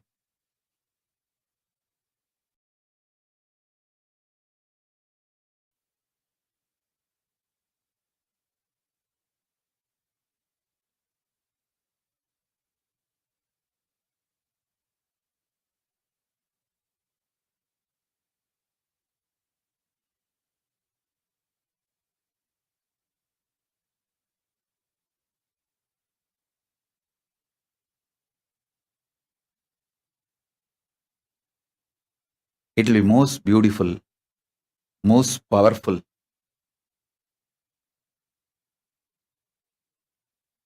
most wonderful.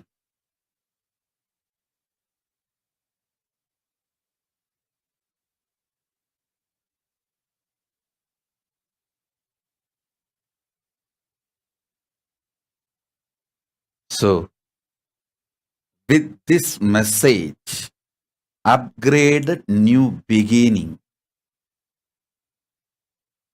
with the grace of Paramashiva, I offer myself to the Guru Parampara and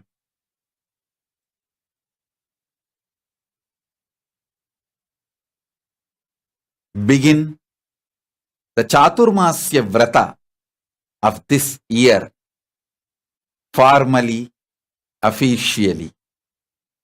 Chaturmasya is the time enlightened beings and incarnations and their disciples, followers, all of them, use focused on enriching the whole world. Usually, the sannyasis, enlightened beings, they travel from place to place. This Chaturmasya, they focus on enriching the humanity by reducing their travel.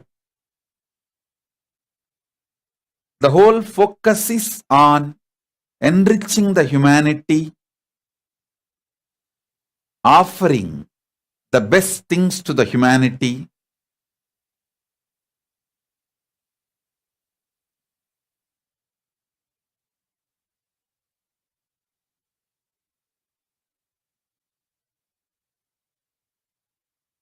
So now, officially, Chaturmasya begins.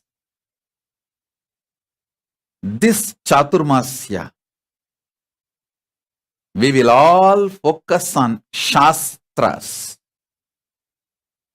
sharing Hindu Shastras. When I say Hindu Shastras, I mean Veda and Agamas.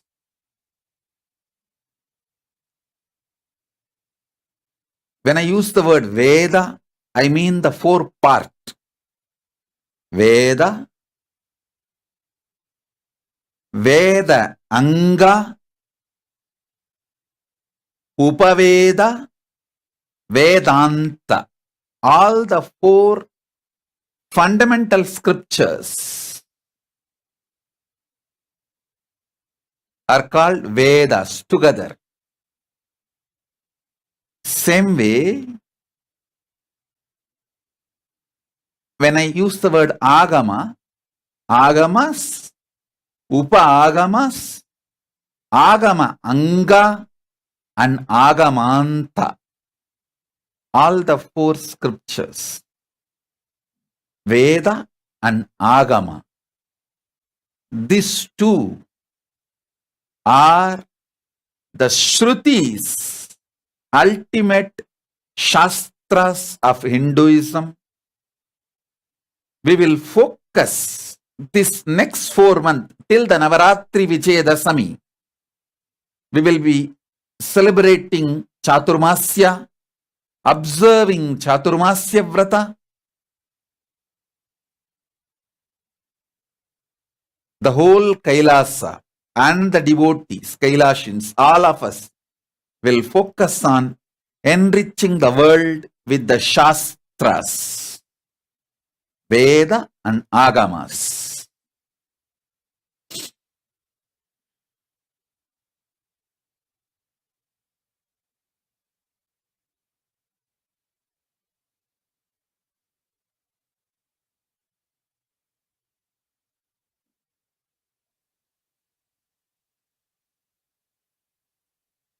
Next message. Listen. Listen intensely.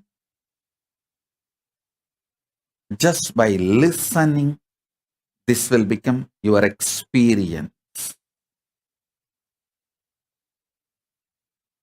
Don't allow your mind to come and tell, oh, the same thing I have heard many times from Swamiji. No. Neither I am the same old Swamiji, you know, nor you are the same old person you think you know. Both of us are new now. So listen.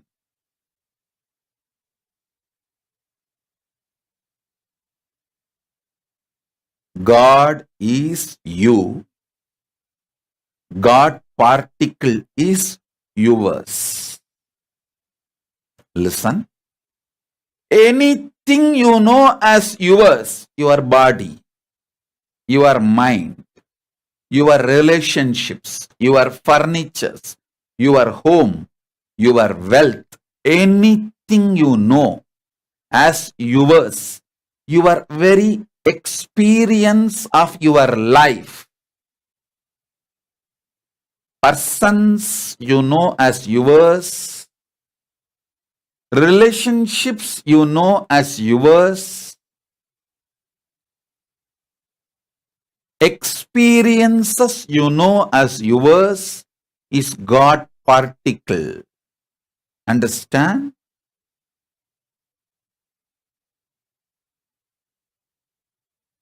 Please understand. What you experience as I in you, that experience of I-ness in your body and mind and being, that I-ness is God. Because of the God's presence, That I-ness is experienced in you, perceived in you, manifests in you. You feel that I in you because Paramashiva is in you. And everything you know as yours, that mine, I and mine, you and yours, whatever you know as yours is God particle. Like the particles came out of God. Understand? So nothing is unsacred. Everything is sacred. Your experience about you and your experience about the other world, people, everything is sacred. Meditate on this.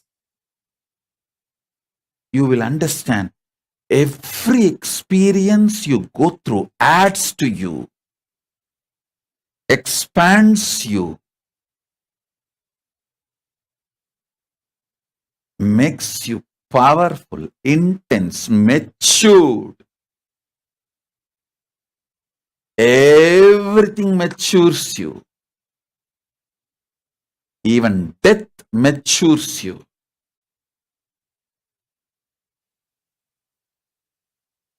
Understand? Before the body dying, more number of times your mind dying is good for you, because you will be getting matured and matured and matured.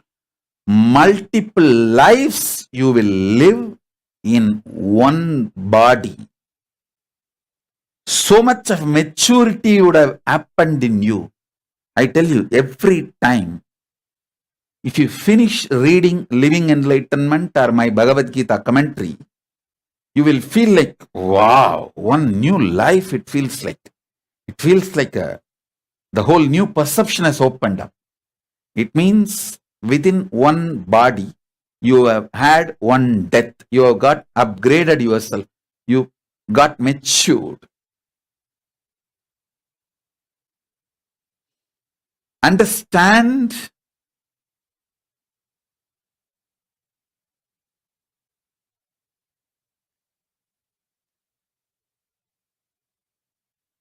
Within one body, if you go through multiple death of your mind dying and new mind coming, that mind also dying and new mind coming. When this happens, you mature so much. That is the best way you can use your body. But instead, carrying the same mind, if your body dies again and again, you take birth, but the same mind, that is a waste of life. The best productivity of the life is more number of time minds dying within one body. The worst productivity of life is more number of time bodies dying with the same mind. More bodies dying and taking new bodies with the same mind is the worst productivity. It's literally useless. You spent your whole life in laziness and boredom and depression. Instead, more number of times mind dying and new mind and new being getting created in the same body is the best productivity. Many of you who read any one of my books like Living Enlightenment or Bhagavad Gita, you would have experienced, especially if you get the click and sit and read the first page to last page at one stretch. Sometimes you get the click, oh God, what so many things are opening up. And when you get that kind of a click and you read from first page to last page, like sitting for 1 or 2 days continuously, and you are filled with the heavy, intense powerfulness, you will feel like as if something new has happened. When you go through the Paramashivoham program, you get this same experience. That's what I call the mind and being dying and taking new births in the same body.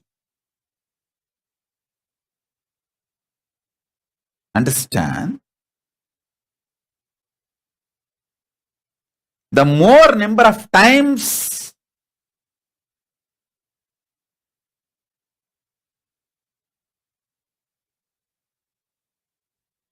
your mind dies in the same body, your life is productive. You are living in optimum level. That's what has happened for me now. For me this time, not just being, even the body is new. So much change has happened. So much detoxing and cleansing has happened. Even body is new this time.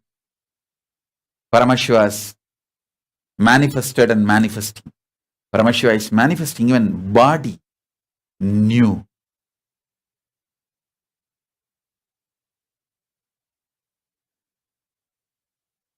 Understand?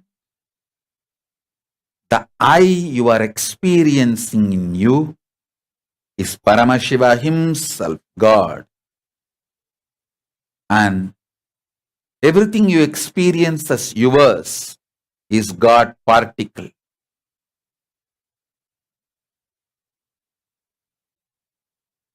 Good, bad, right, wrong, everything you experience is God particle.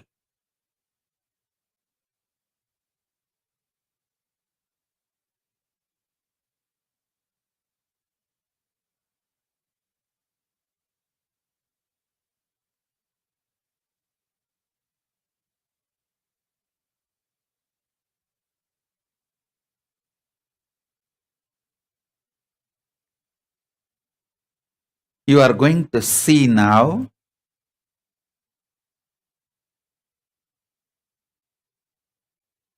the superconscious mutation. When I use the word superconscious mutation, I mean people manifesting superconsciousness in the next level will become very normal, because I know what happens in me. See how Paramashiva manifests in me.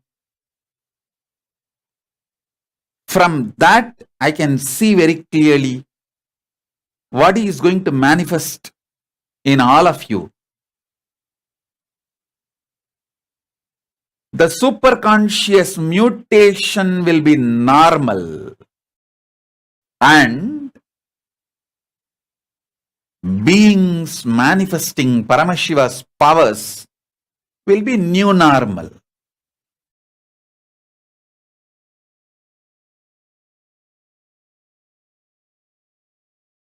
So much of power manifestation is going to happen.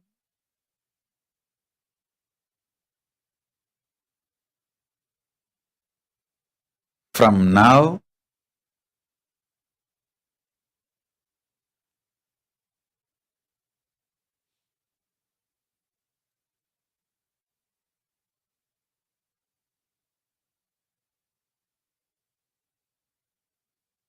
with such intense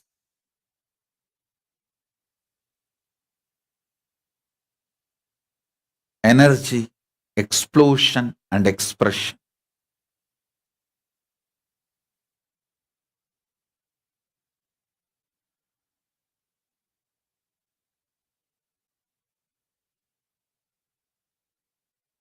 Paramashiva's power manifestation will become just new normal.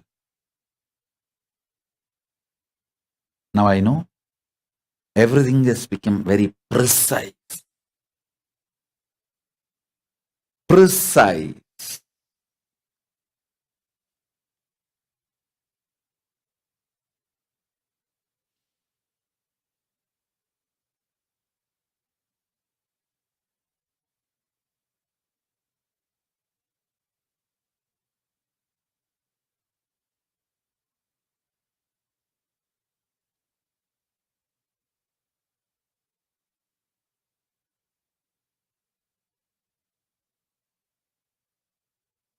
Understand,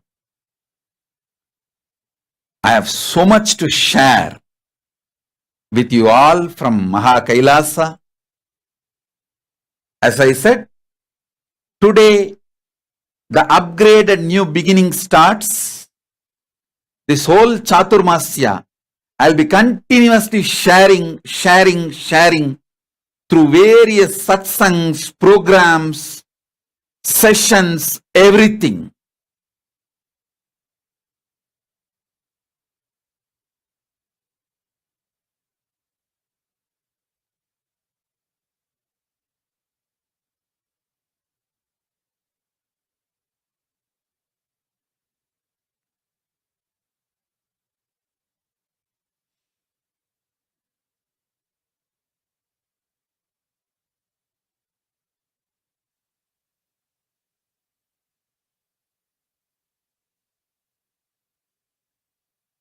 This whole Chaturmasya, all of us will focus on taking the Hindu scriptures to the whole world, enriching the whole world with Hindu scriptures in every possible way. In further satsangs, I'll give what all possible way. Immediately I can give you one or two.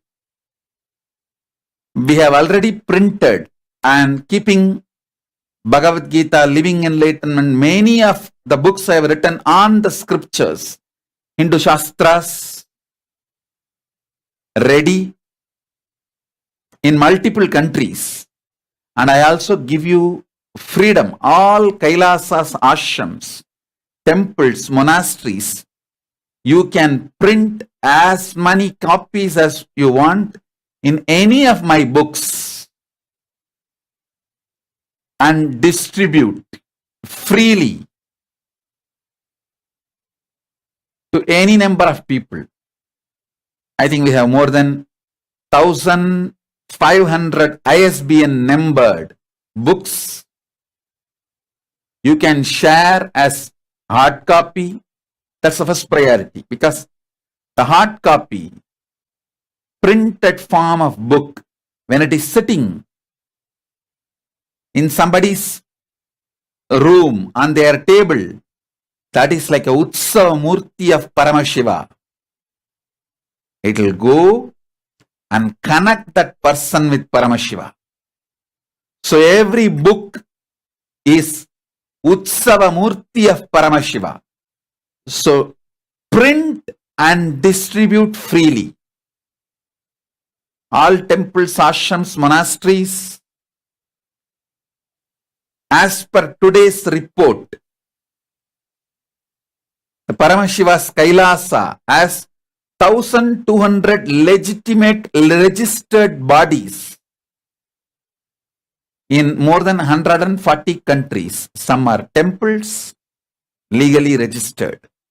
Some are gurukuls, some are universities, some are banks and microfinance institutions, some are NPOs, some are charity organizations, all put together 1,200 organizations. So I give you all 1,200 organizations connected to KAILASA, right? All of them are only spiritually connected. Socially, politically, legally, they are all independent. Spiritually, they are connected. Same structure as Vatican. The Vatican structure for Christians, the same thing. For Hindus, we have replicated.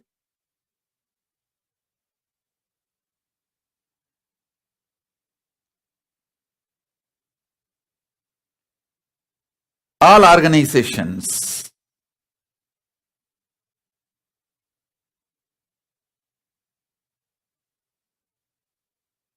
sorry, now I'm being told it's not 1,200, it's 1,400. Around 1,400 organizations, legally registered bodies we have. All 1,400, you are free to print as books and distribute to as many people as possible freely. This 4 months, let us focus on it. The next level, the second option, plan B, is sharing the digital version freely for people to read. But the first choice is physical hard copy. That's the best. Till that happens, you can start sharing ebooks.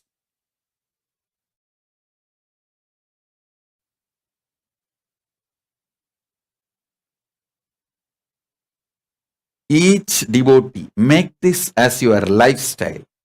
Every morning, when you go to work, on the way, at least meet few devotees' house or few new people's house whom you know or who will not say no to you. Just offer the book and tell them, please read. And evening I'll ask you for the review. Every day, if you start distributing to the people whom you know and the friends in your office, your team, and ask them how they feel next day, surely they will feel very happy and great. And then ask them, do you have anybody to whom you want to distribute, you want to give? If that person says, yes, I have 25 people in my life whom I really love and I would like them to read this book, then give him 25 copies next day. Let him distribute. So let the free distribution of the books, spiritual books, happen through hard copy and soft copy, both.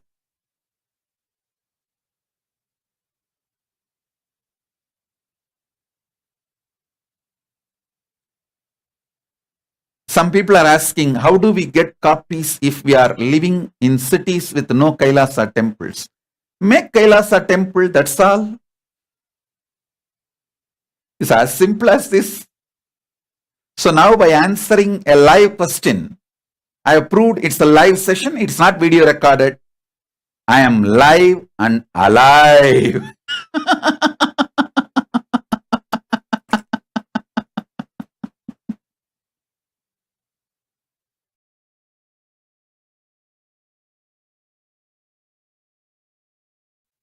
So,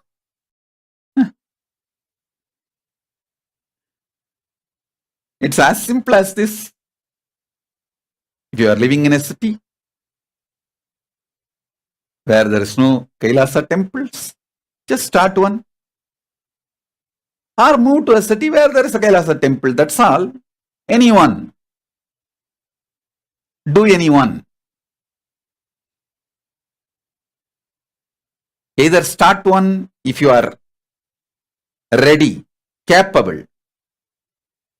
If you feel you may not be able to start a Kailasa temple, I think if you feel you can't start a Kailasa temple, it's the ignorance and incompletion and laziness and boredom and tiredness and life negativity. Drop that and start a Kailasa temple. That's it.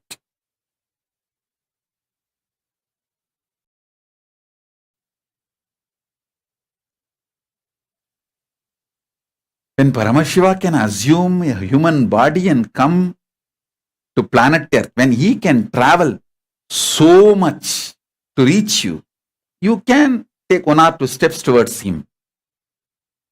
If you take 1 step towards Paramashiva, he takes 10,000 steps, is the old proverb.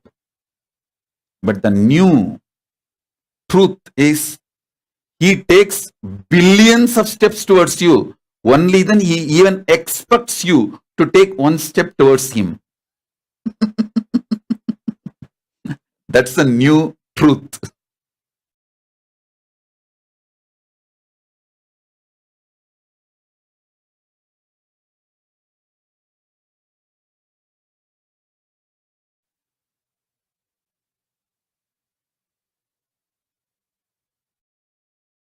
Understand? Anything which has an expiry date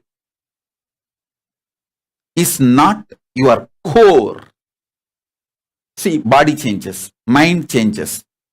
Anything which changes, which has an expiry date, may be part of you temporarily, but that can never be your core. There is something, your core, which Krishna says in Gita, Sutre Manigana Iva. Like the thread which is connecting all the pearls. There's a core in you which has no expiry date, connecting everything you have. Connecting everything you have.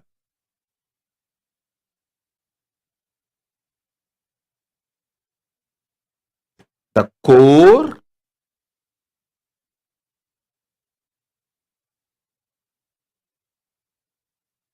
of you has no expiry date. Anything which expires is not the core of you.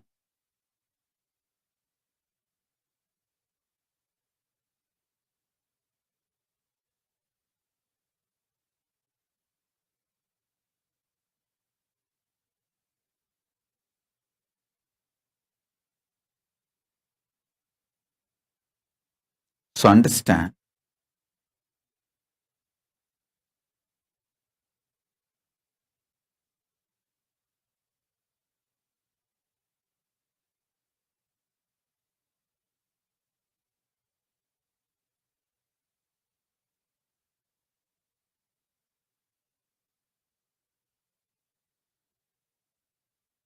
anything which has expiry date may be part of you. Like your body is part of you temporarily. Your mind is part of you temporarily. Like that, it may be part of you, but not your core. Your core has no expiry date. Realize that. Your core has no expiry date.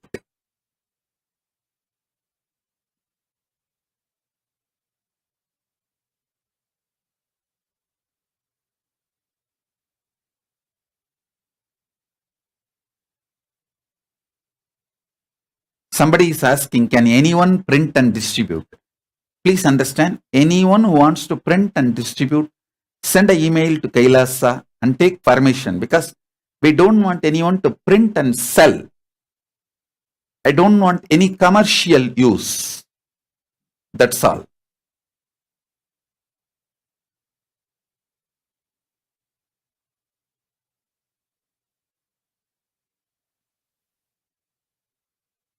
These 3 months is great pause. Samadhi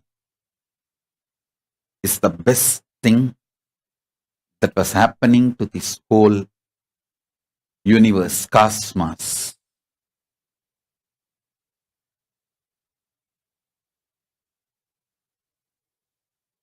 Greatest and best thing happening.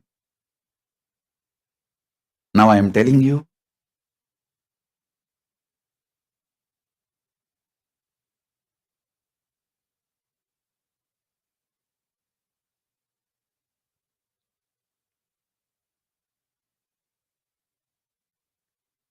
when you see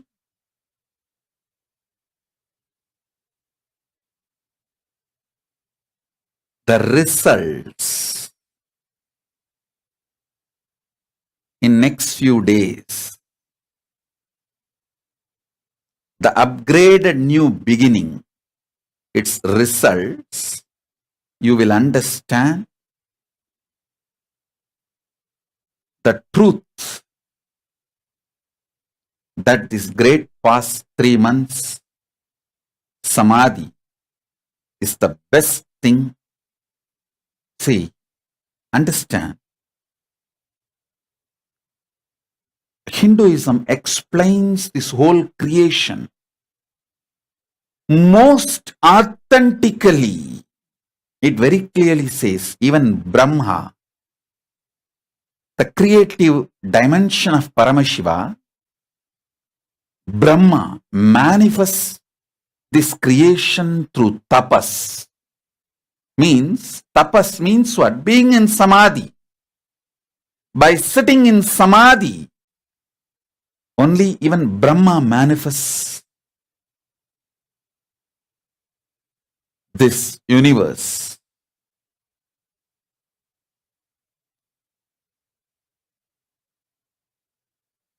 Even Vishnu, being in yoga nidra, he maintains this universe. Parabrahma manifests this universe by being in samadhi. Parandama maintains this universe by being in yoga nidra, which is also samadhi. Paramashiva rejuvenates this universe by being in samadhi. He always stays in samadhi and does this whole thing. Parameshwara, by being in samadhi, does the throbhava, this leela, playing with Parameshwari and this whole throbhava leela. Paramashiva himself comes as Paramatma, Guru.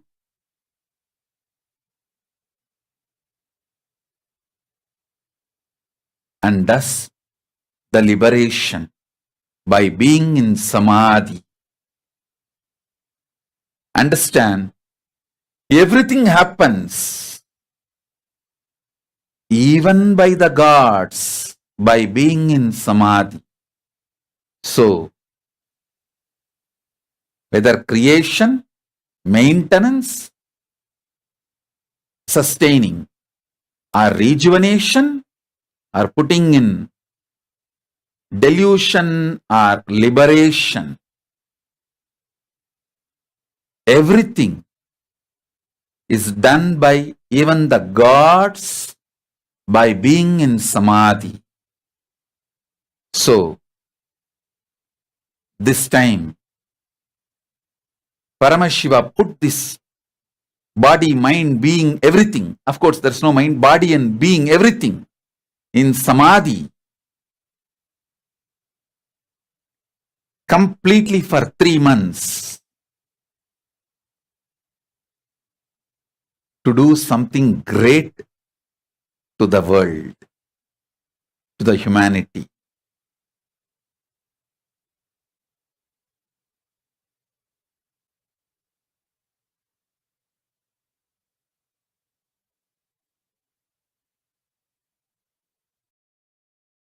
Actually, even I feel everything is new.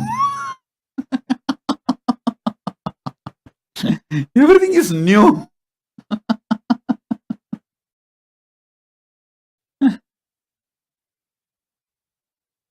I'm seeing everyone.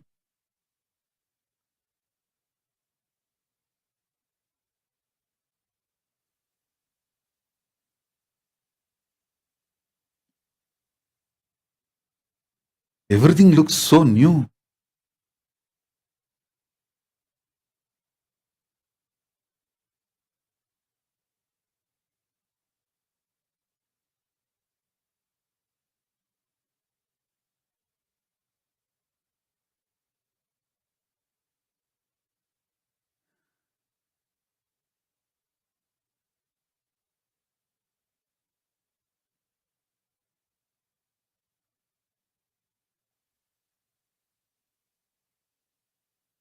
I have so much to share. Not only what I have not spoken for last 3 months and now upgraded, I will share with you all continuously in this Chaturmasya through satsangs, multiple programs. Maybe within next 10-15 days, from next Amavasya, we will start the Paramashivoham level 3.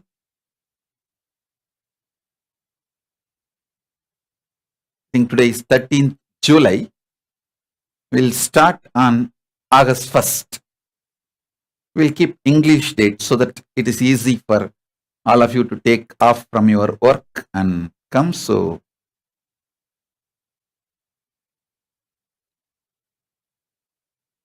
August 1st,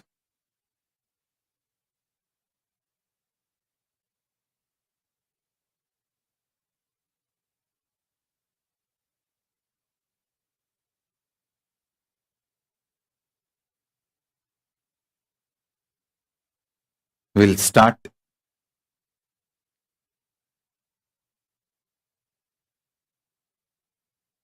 the next Paramashivoham level 3.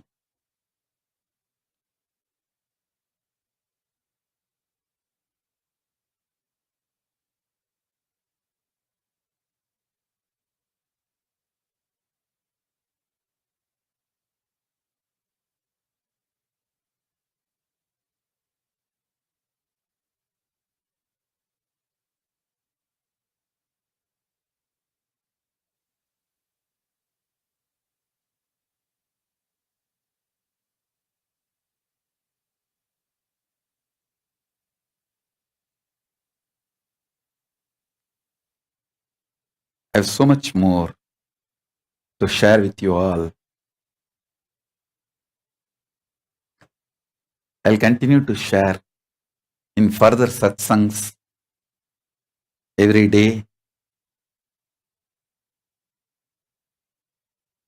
I just want to sincerely thank all of you for being here.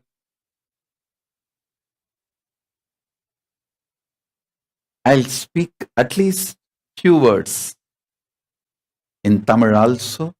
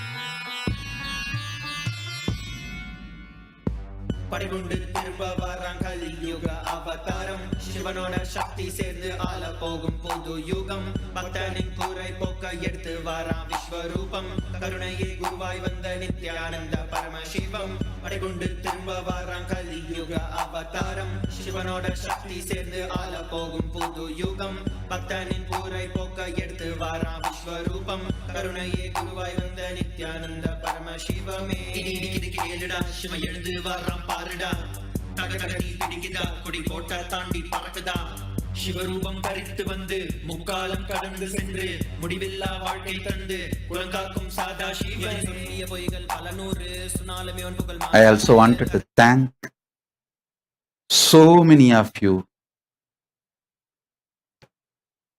standing by Kailasa, sharing your time, treasure, talent.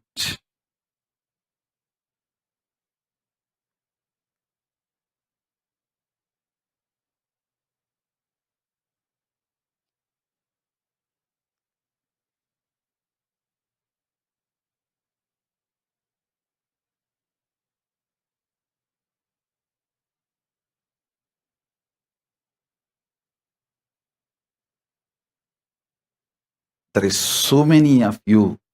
I have to thank for so many reasons. So I am thanking every one of you for all the good things you did and doing.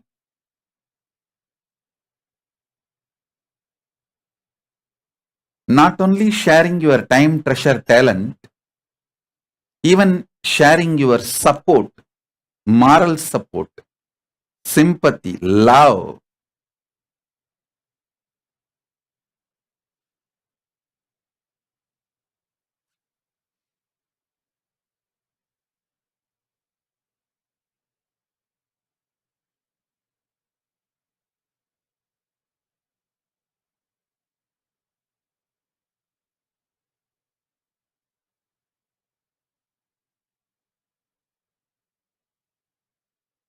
I just want to thank all of you. Thank you all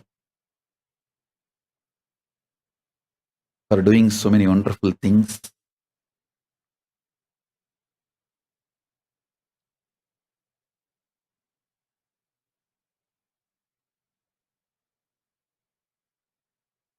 You may ask why I am postponing Paramashivoham program, Paramashivoham program, level 3, Paramashivoham level 3 program to August 1st, because still body need to completely settle in Sahaja Samadhi to conduct programs. That will be long hours of sitting and manifesting Samadhi and powers.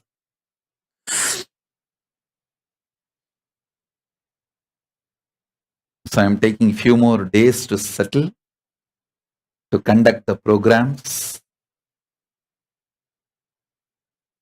Thank you for the patience.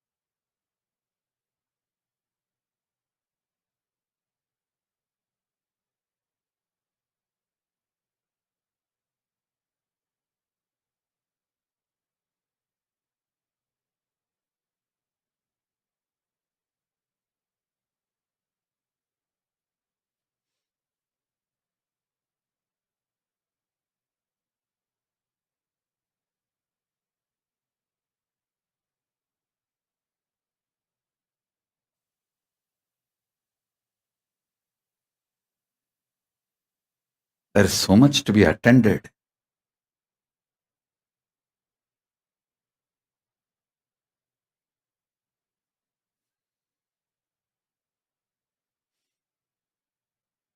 Feels like a completely new world. So many people need to be attended. So many things need to be attended now.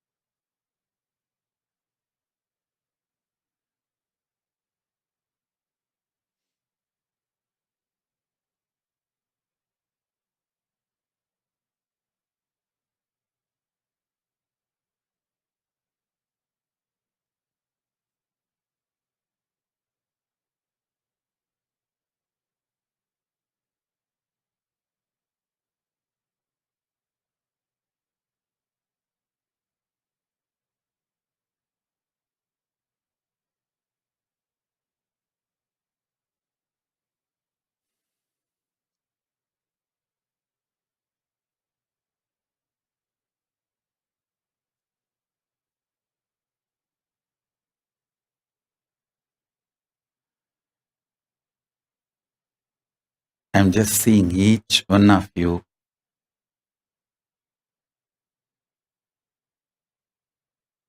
giving Nayana Diksha.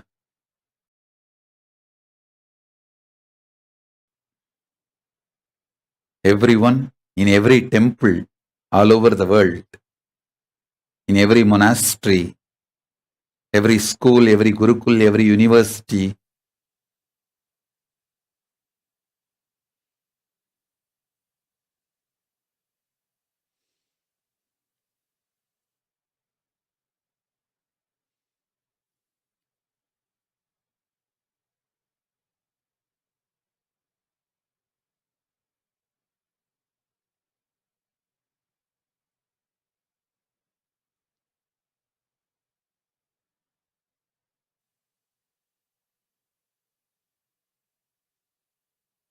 almost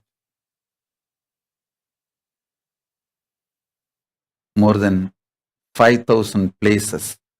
From 5,000 places all over the world, people are attending live in two-way. I'm just rotating all the screens, Zoom sessions, two-way, everything, seeing and blessing each one of you, each team, group, ashram, temples, monasteries, organizations, universities. Blessings to all of you. I'll share few words in Tamil after just few minutes break. The program will continue. Stay tuned. I'll speak in Tamil after few minutes break. So with this, I bless you all. Let's all radiate with integrity, authenticity, responsibility, enriching, causing, living Shuddha-Advaita Saivam.